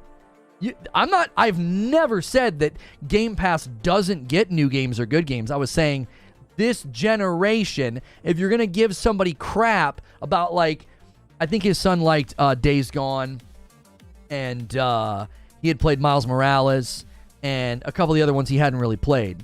And he was like, well, you're not playing games this gen, you're not playing this game this gen. And it's like, okay, what first-party games are you playing this gen? Like, other than Starfield, what are you playing? You know what I mean? So Forza Motorsport's already dropped way, way down as far as the player numbers on Xbox is concerned. The community is answered. I'm not trying to convince you that you shouldn't like it. I'm just telling you what people said. Wolong was considered to be not so great by a lot of people. I think a lot of those people were on PC because I believe the port was pretty bad. Wolong didn't do so hot as far as I could tell. What was I saying? Oh, okay. So back to what Power Boss was saying about Game Pass, basically overcoming PlayStation. Do you want to know what there's some major problems for Xbox. Number one, their hardware saturation is abysmal. So, and they've admitted they're at saturation. They're not going to get more Game Pass subscribers on console, so they can target PC. I don't see an inroad for them on PC unless they broker a deal with Steam. I mean that. There's no way you crack that nut. Because even if they do that, the Steam user base is not going to be convinced to do a submodel where they don't own games. You're working against a cultural reality. I think Steam's user base, Steam's dominance in PC is the biggest barrier for Game Pass's growth on PC. What's left? Cloud and mobile. So now you're hoping that you can start to weave into or lean into cloud on TV, tablet, mobile phones, mobile games, etc. So that crowd, you're hoping then that crowd suddenly comes in and signs up for Game Pass in large quantities. Do you see what I just did there? I don't see hope for growth in the hardware department. They're not saturating very well. They're already at saturation with respect to Game Pass on console. PC is a lost cause if they can't broker a deal with Steam. You are not going to get lots of people on the PC platform to do a submodel where they don't own the games. You're not going to. So that leaves cloud and mobile. Cloud and mobile has massive potential to be a very large footprint. And I think one of the times I debated this with 30 and Still Gaming, that was a line of thinking he took.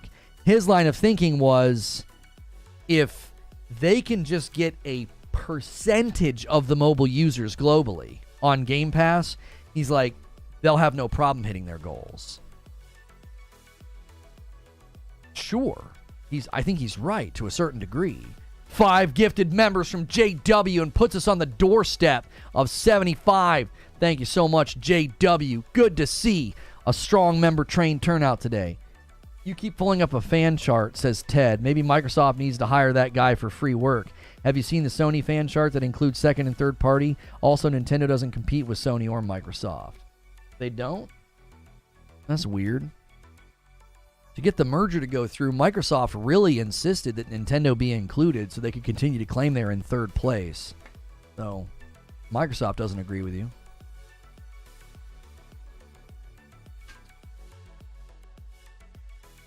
Fair's fair, right?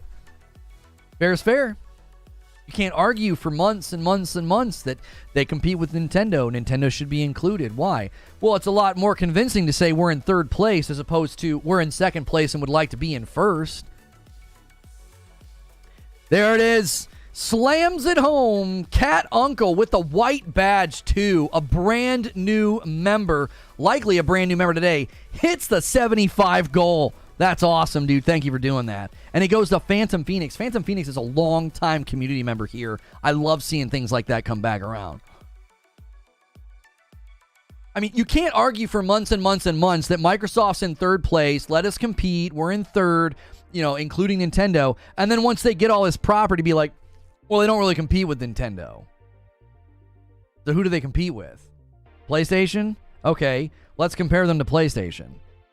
PlayStation has 19 studios. 19. Xbox has what now? 60-something, 70-something studios? Listen to me. Don't even invoke. Let's just do this. Don't even invoke Nintendo. Don't even invoke PlayStation. Abe, the agent of chaos. There was no race today, but Abe pushes it over. Usually there's a race, like a bunch of people try to get agent of chaos. There it is. 76 out of 100. Thank you so much. Just ignore PlayStation and Nintendo for just a second. I invoked them, but let's just look at this from a different angle, okay? Well, hang on. I want to answer this question. What do you think it would take for Xbox to overtake first? What would it take for them to overtake? A miracle. Do you want to know why? They're abandoning that competition to a certain degree. Do you understand?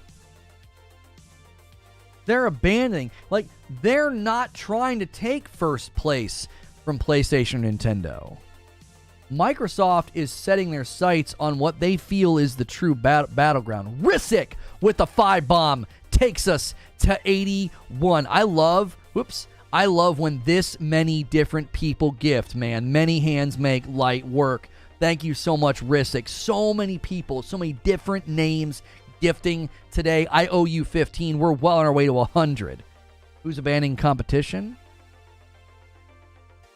Hear me when I say this. I'm saying exactly what Phil Spencer said in the Kinda Funny interview. He said, there's no world where we out-console Sony. We have to go out on our own. Microsoft is going to where they feel the real battle is, the cloud. They downplayed it as much as they could. And they didn't do anything with xCloud this year to make it look impressive. Trill Troll gifts a member and takes us to 82.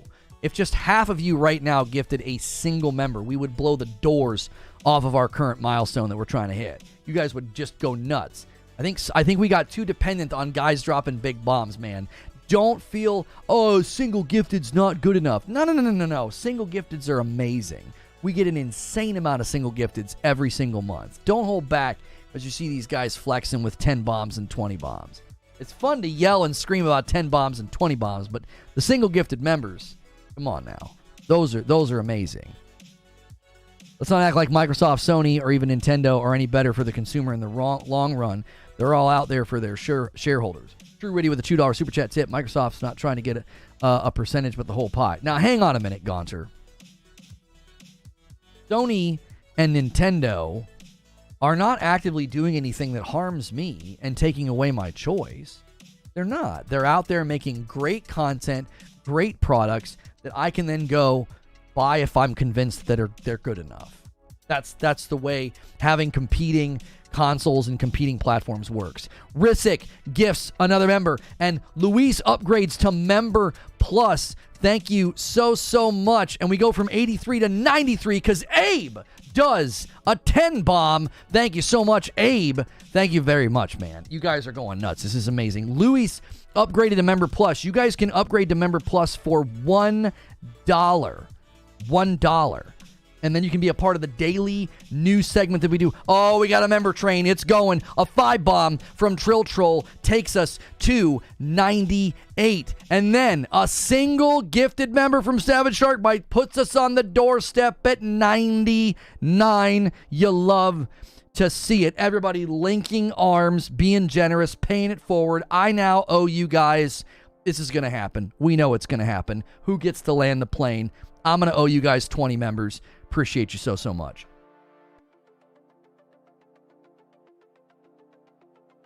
There it is. Lone Wolf does it. He beats Risic to the punch, takes us to 100, but then Risic is the agent of chaos, and he pushes us back to 105, which now means, I wonder, we haven't seen one in a while. Is anybody going to drop the 20 bomb to get us to 125? There it is. And Oscar upgrades to Member Plus. Haven't seen you in a while, Oscar. Good to see you. Big shout out to all the gifters. Y'all are amazing, says Goddess. I agree. Why do you think Atari failed?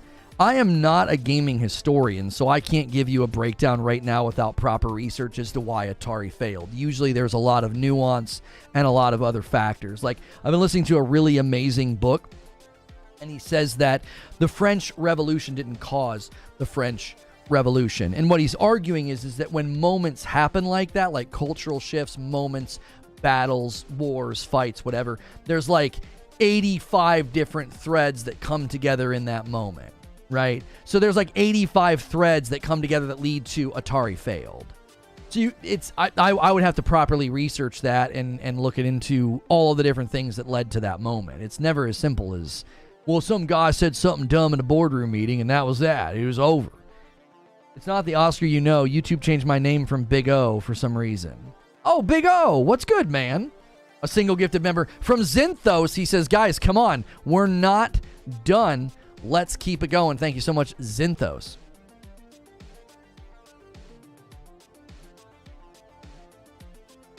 Lords of the Fallen is surprisingly difficult at times. I am hearing a lot of people talk about how clunky it feels. And I played it Friday night, and I really like it, but I also am kind of like, yeah, I can feel the clunkiness. There's some weirdness, you know. I also think some of it is just the game maybe came out a little bit too soon, you know. I don't think they're as practiced with like Unreal 5 as they needed to be. It's just more evidence that like Unreal 5 needs a little bit more time to cook. Trill Troll with 16 months in a VIP. My man Brooklyn Breed does a Member Plus. Trill Troll says, I'd rather give Lono money than invest in a valid driver's license. That's ridiculous, Trill. Thank you very much. What's your take on Spencer's wherever you play, you're always welcome here? Phil Spencer is saying whether or not you play on PlayStation or Nintendo, you're always welcome to come here and play. He's not saying that we're going to keep all these games everywhere. We know exactly what Phil's going to do. We know exactly what Phil's going to do. We do. They're doing a big sale right now at Gamer Advantage. If you guys want to use my code over there and get yourself some blue light blocking glasses, do it. I'm always wearing different frames.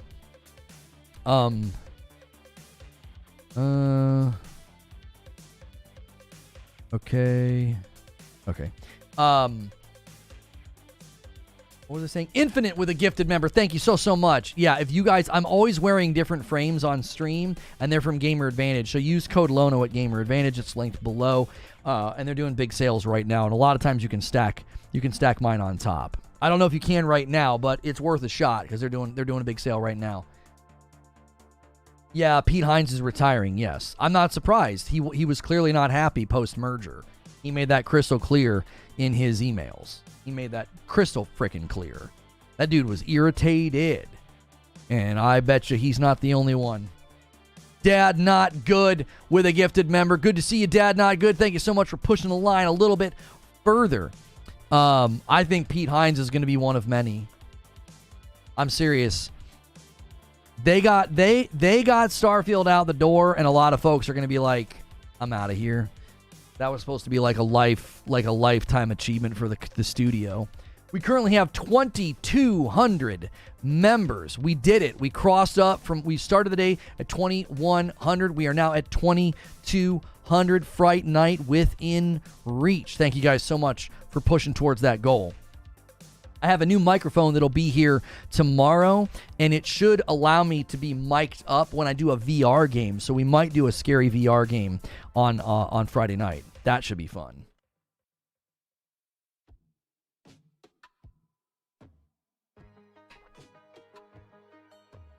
Yeah, goodbye, Bobby Kotick. BB says, when I was growing up, Atari was the coolest until Nintendo came out, and then everyone who had an Atari wanted a Nintendo because it had cooler graphics and Mario and stuff. My very, very rudimentary understanding of what happened back then is that Nintendo was incredibly aggressive and cutthroat and locked up a bunch of property and made it very hard on everybody else. That's like a very, very brief summary of what I've seen and heard stated over the years about Nintendo in the earliest days. Now, Nintendo hurt themselves long term because one of the reasons they started losing relationships with third-party developers is because of how they treated them. So eventually, they lost a lot of those relationships, and then third parties started running into the arms of PlayStation, and that gave Xbox an inroad with some of the third-party companies, and that's why Nintendo struggled with third-party presence on the Nintendo Wii in particular, and then the Wii U was pretty bad. Nintendo was not looking good around that time, right? The Nintendo Wii did well, their handhelds were doing well, but they did not have good presence with third-party, and then they launched the Wii U, and so the Nintendo Switch, I think a lot of people looked at the Nintendo Switch and said, no, Nintendo doesn't know what the frick they're doing. They just got done selling cardboard. What are they doing over there? And Nintendo said, oh, just you frickin' wait. They did what they always do. They innovated. They were the first persons to put a thumb joystick in a controller with a Nintendo 64. They were the first company to do a Rumble Pack for the controller. They were the first persons to bring motion controls to the market. The only thing they didn't really get to do first, you can't count the Virtual Boy. They didn't bring VR to console first. PlayStation did. Like, Nintendo's been first on a lot of those things. They were the first to say portable console hybrid with the Nintendo Switch. So, I think when Nintendo's back's against their back gets against the wall and they're like, oh my gosh, we need to innovate on something, I think that's when you see the best from them. GameCube is kind of like, what the frick? It was amazing, but I don't think it did as well as the Nintendo 64 historically. I could be wrong about that, but my impression was the GameCube wasn't as loved, wasn't as successful. And then what happened? Then the Nintendo Wii comes out. The Nintendo Wii brings motion controls, bowling and all this stuff. And then they're kind of back. Nintendo Wii kind of bounces back. But then the Wii U happens. And then what happens? The Nintendo Switch. Makes me a little bit nervous about the next Nintendo because they tend to... the pattern is the next one won't be any good. So, hopefully that's not true. They were the first to make the Wii U. Yeah. They actively fought internet gaming. Yeah, they've never been very keen on that. They haven't been. It's been interesting how reticent they were to build good infrastructure. Because people, the other day somebody, kind of corrected me on multiplayer gaming on Nintendo. They were like, well, Fortnite does great. And I was like, yeah, Fortnite does great. Fall Guys does great. They have their own infrastructure. They put everything on Epic's backbone and that internal friend system and all that. I mean, Nintendo gives you a Wi-Fi connection. And you just use that. And then you use Epic's infrastructure. The minute you play something that's on Nintendo's infrastructure, they told me Mario Kart runs great. I'm like, I've seen some clips. I don't know about that. And I played the Nintendo Wii Sports with my kiddos. Anytime we got online, it was a joke. As soon as you start winning, the other person mysteriously lags. And you're like, what happened? My kids were playing volleyball. And every time they'd be winning, all of a sudden the other team would start lagging. And then the ball would just like teleport to the ground. Splatoon. I mean, I've not researched Splatoon into what they use. Do they use Nintendo's infrastructure? Do they use something that they build on their own? I guess Splatoon might be one that you could cite as being, yeah, hey, this one runs great, But my experience with Nintendo's online has never been very good. What are you even saying about the first VR home console? That's some Virtual Boy era. Right, but that wasn't really VR. It was a flat screen that you wore on your face that didn't do anything to do. It wasn't virtual reality. They didn't take you to another place like they do with virtual reality now. It wasn't virtual reality. It wasn't augmented reality. It wasn't mixed reality. It was literally, it was just attaching a Game Boy red screen to your face is all it was. I mean, I guess they did some three-dimensional stuff, but I don't think I would count that as being the first to bring VR to a console. Or like the first VR console combination or something. Splatoon is fine, but no voice chat.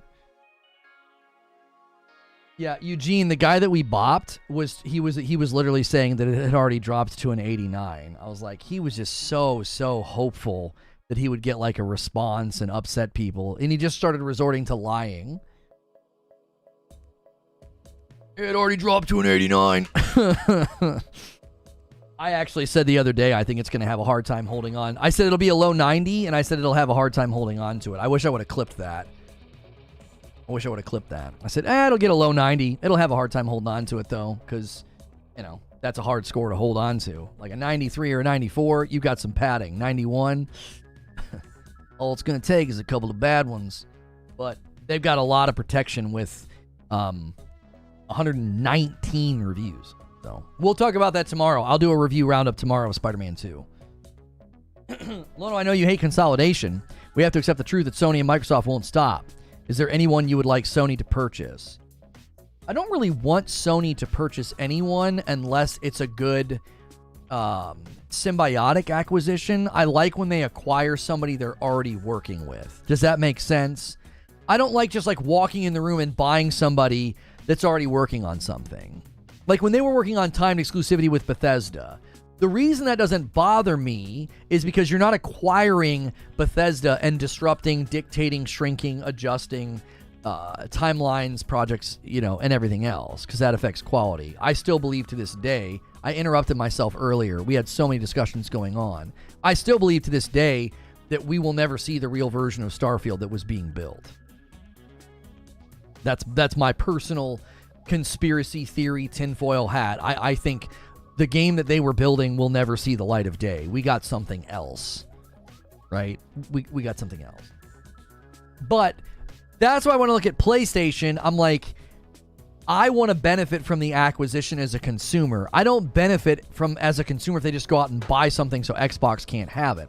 I benefit when they buy something that they're already working with. There's already this understanding. There's this sort of natural folding in of you're already building games for us anyway. Does that make sense? I don't want them to go out and just start shopping. I'd rather them take very, very precise strikes and say, this is a company that's already working with. It's like, this is a game that's really, really already built for us anyway, as opposed to just trying to like gobble up content so the other guys can't have it. Yo, Brian with a $10 super chat. Pre-ordered my PlayStation Portal. Can't wait to start gaming, sitting in my kitchen while my kiddos eat what? In the bedroom when it's bath time? Heck, even in the backyard while they run around? Eat in the bedroom? Are you like griping about your kids? Like gets a jab in on his kiddos. Yeah, I can't wait to do this, man, in the backyard while my kids are busy eating in their rooms and they never vacuum. And the other day, Tommy wouldn't even pick up the crumbs from the carpet. Yeah, I can't wait for my PS Portal. Just like randomly gets a jab in on his kids. Yo, Brian, gifts a member. Thank you so much. I appreciate that. And just a random side note. I was like, what? Yeah. Creature with 30 months and a member plus. I know I've been here a long time, and I'm always telling you things I know, but I really do know things. Trust me, bro, I know. I don't want to get into buying games to keep them off of platforms. That doesn't do anything for me. It doesn't. I own all the consoles. So if PlayStation goes and buys a studio to keep it off of Xbox, that game was already coming to market. That doesn't do anything for me. Now, if they buy a studio they're already working with, and then they can fund, expand, and grow them the way they've done with Guerrilla and Insomniac, we get what? A game with a 91 on Metacritic. That's what we get. Like, I'm good with that. That benefits me. It benefits the studio. The studio grew. And I get better games. Like, that's what I want. I don't want them just going out and be like, we're going to buy this so that Xbox can't have it. Well, what about time exclusivity? Well, at least with timed exclusivity, the product still comes to market on the terms that the developer set for themselves. They're not owned by somebody all of a sudden. Another gifted member from Brian. Thank you very much. He's making it look real pretty right there. That 110 just looks nice, doesn't it?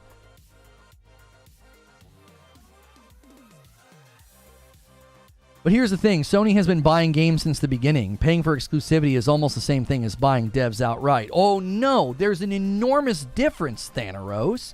There's an enormous difference. Do you want to know what the difference is? The developer or the publisher can decline the timed exclusivity. They can say, no, thank you. That's not what we want to do. You understand that some of the most complained about timed exclusives, or some of the most complained about exclusives to PlayStation, do you understand what the impetus for it is? It's the property owner shopping their property around. It's not PlayStation going out and actively saying, let's hurt Xbox. Square Enix knows the value of Final Fantasy, and what do? They shopped it around. This was admitted in an interview. Yoshi P's like, yeah, we approach all the platforms. They want the best offer. When you have a long-standing franchise and you have pull in the market, you go to Xbox, you go to PlayStation, and you say, what do you want for this? I mean, what are you willing to give for this? Nobody understands that. Everybody, I almost swore, everybody complains and moans about Spider-Man and Final Fantasy, and the property owners sold the rights. They were shopping Spider-Man around. They were shopping Final Fantasy around. So this overlord Sony buys stuff to keep it off Xbox. They make it hard on us is such a false narrative. It isn't true. And the reason that there was a Final Fantasy that didn't land on Xbox, do you want to know why? It was because Xbox was against crossplay. Do your research. You're buying into some weird notion that, like, yeah, man, Sony's just been out here buying up games and making it hard on Xbox. What are you talking about? The property owners are shopping. So what should PlayStation have done when the Spider-Man rights were offered to them? What should they have said? Yeah, we're willing to spend a lot of money for that. That looks great. But we don't want to be mean to Xbox, so let's make it multi-plat. That doesn't make any sense. It doesn't make any sense. Barrier with 25 months in a VIP. I know what Creature knows. Parasito with 11 months in a VIP. What are the odds Xbox and PlayStation try to create an app for the other to cloud stream to, and it listed on the storefront with a regular 30% cut or similar? I don't think PlayStation ever allows that. Maybe through a browser you might be able to get around it. You don't have a preference, like you prefer to play on X console due to friends, controller, UI? Well, Thanaros, my gaming preferences have changed. I'm not big into multiplayer or PvP games anymore. So we're about to go to a video in 15 minutes. And I bring up Prototype. And I think it'd be awesome. That's one game. I'm just going to give you I'm just going to whet your appetite for this video. I basically combed through all the property and franchises and titles that Xbox now owns. And I talk about which ones I think would be amazing to come back. If they did an amazing resurgence of Prototype, I'd be super excited. Right, because that's the kind of games that I like now. Third-person action-adventure games. I love them. I'll probably go through a similar phase, I don't know, in another 10 or 20 years.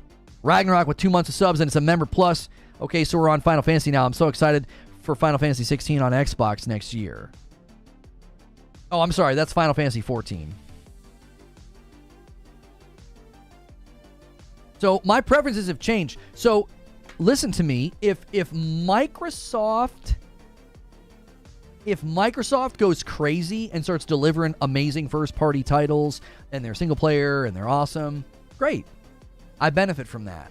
Cry more, pony. What am I gonna do? I'm gonna cry with my Xbox controller in my hand, playing the game on my. I can't reach it. It's up there. Hang on. Short guy problems. Am I gonna cry holding this, playing an amazing game on my Series X? Like, what do you mean cry more? I'm not single platform like so many of the people that assume that's the way the world works for everybody else. So no, the question to me was, who do you want Sony to go buy? And I'm like, I don't really want them to go buy anybody. I don't. If they're working already with a company and they decide to fold them in to protect them because they're like, hey, we have a great working relationship with this studio, let's buy them, I'm totally okay with that. That's an existing game project relationship that they can just symbiotically fold them in. That's why I think as Square Enix share value drops, I would be okay with them buying Square Enix to protect them from buyout because they've got a great working relationship with them. Do you understand the difference between saying, we need to buy all this property so those guys can't have it, and let's buy this studio because we're already working with them? We really think this is a great relationship.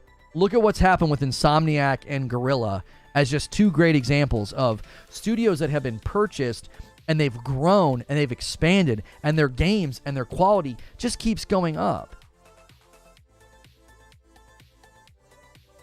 Like, I don't... Everybody assumes, well, you'd be okay with this if Sony was doing it. No, I wouldn't. When it was rumored they might go after Take-Two, which is financially impossible, but when it was rumored they would go after Take-Two, I was like, I don't want them doing that. It doesn't benefit me. All you're going to do is disrupt a bunch of projects. You're all right. I don't always agree with you, but it's good to not surround yourself in an echo chamber. My favorite thing to do is to debate. An echo chamber would be so boring. I would quit. I'd shut down and never stream ever again. That'd be so boring. I have no interest in that. None. I need a thumbnail. I need a thumbnail for the debrief, creature. Square is a publisher. That's true. That would be a publisher purchase as opposed to a developer purchase. I wasn't trying to indicate... if I misspoke, I wasn't trying to indicate that Square was a developer. I was simply saying that makes more sense to me than let's buy Bethesda. No. Let's buy ZeniMax so PlayStation can't get a Starfield exclusive deal.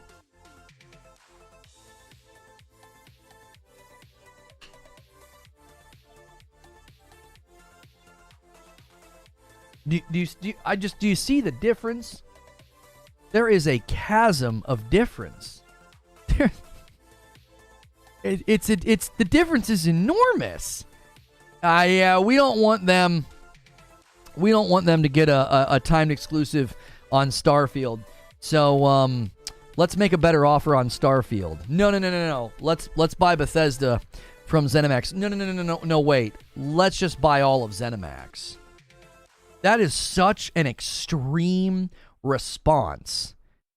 That's not the same as, hey, we've been making games with these guys. This is a great working relationship. Let's just fold them in. We can invest, help them grow, more bandwidth, quicker cadence of delivery, better quality.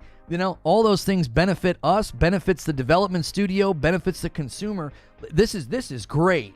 This is the virtuous cycle that Jim Ryan referred to. That's not the same at all as saying, we hear whispers they're going to lock up a really big title in time exclusivity.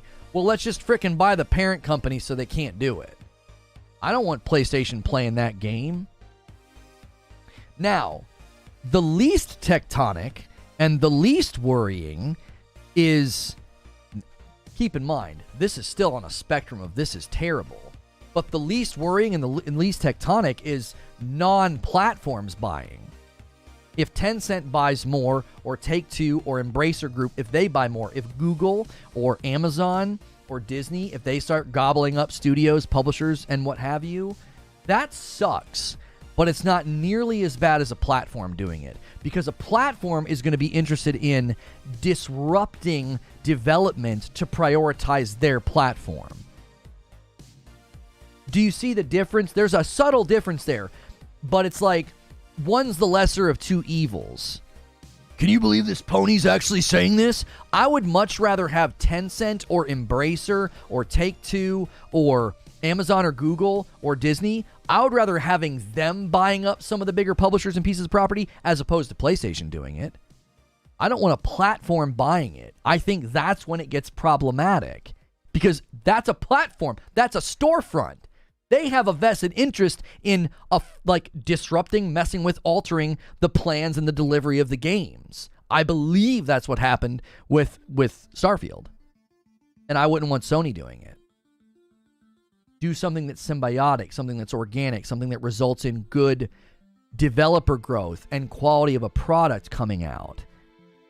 Do you really feel like ZeniMax getting purchased by Microsoft, did that benefit us? Did we get better games? Did we?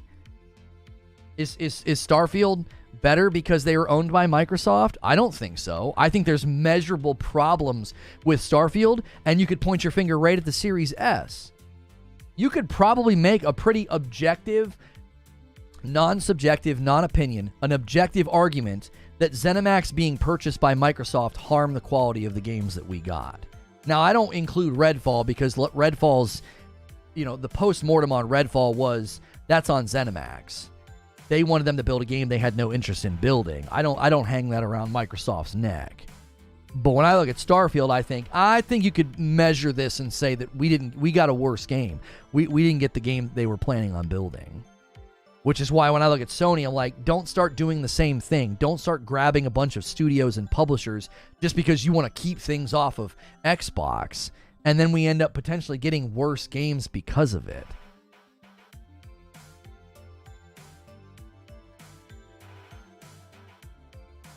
Okay, let me schedule this. Today is the 16th. Okay, I'm going to schedule this for tomorrow. And then I back it up. We're going to be going to this video in 8 minutes. It's everything Xbox owns after A, B, K. Everything they own.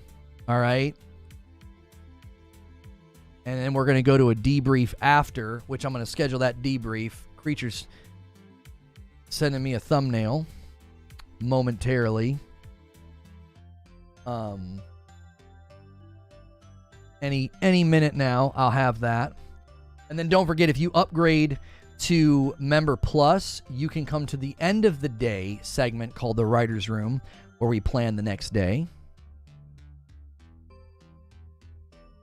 True to say, if ZeniMax had much influence from Xbox, only 2 years.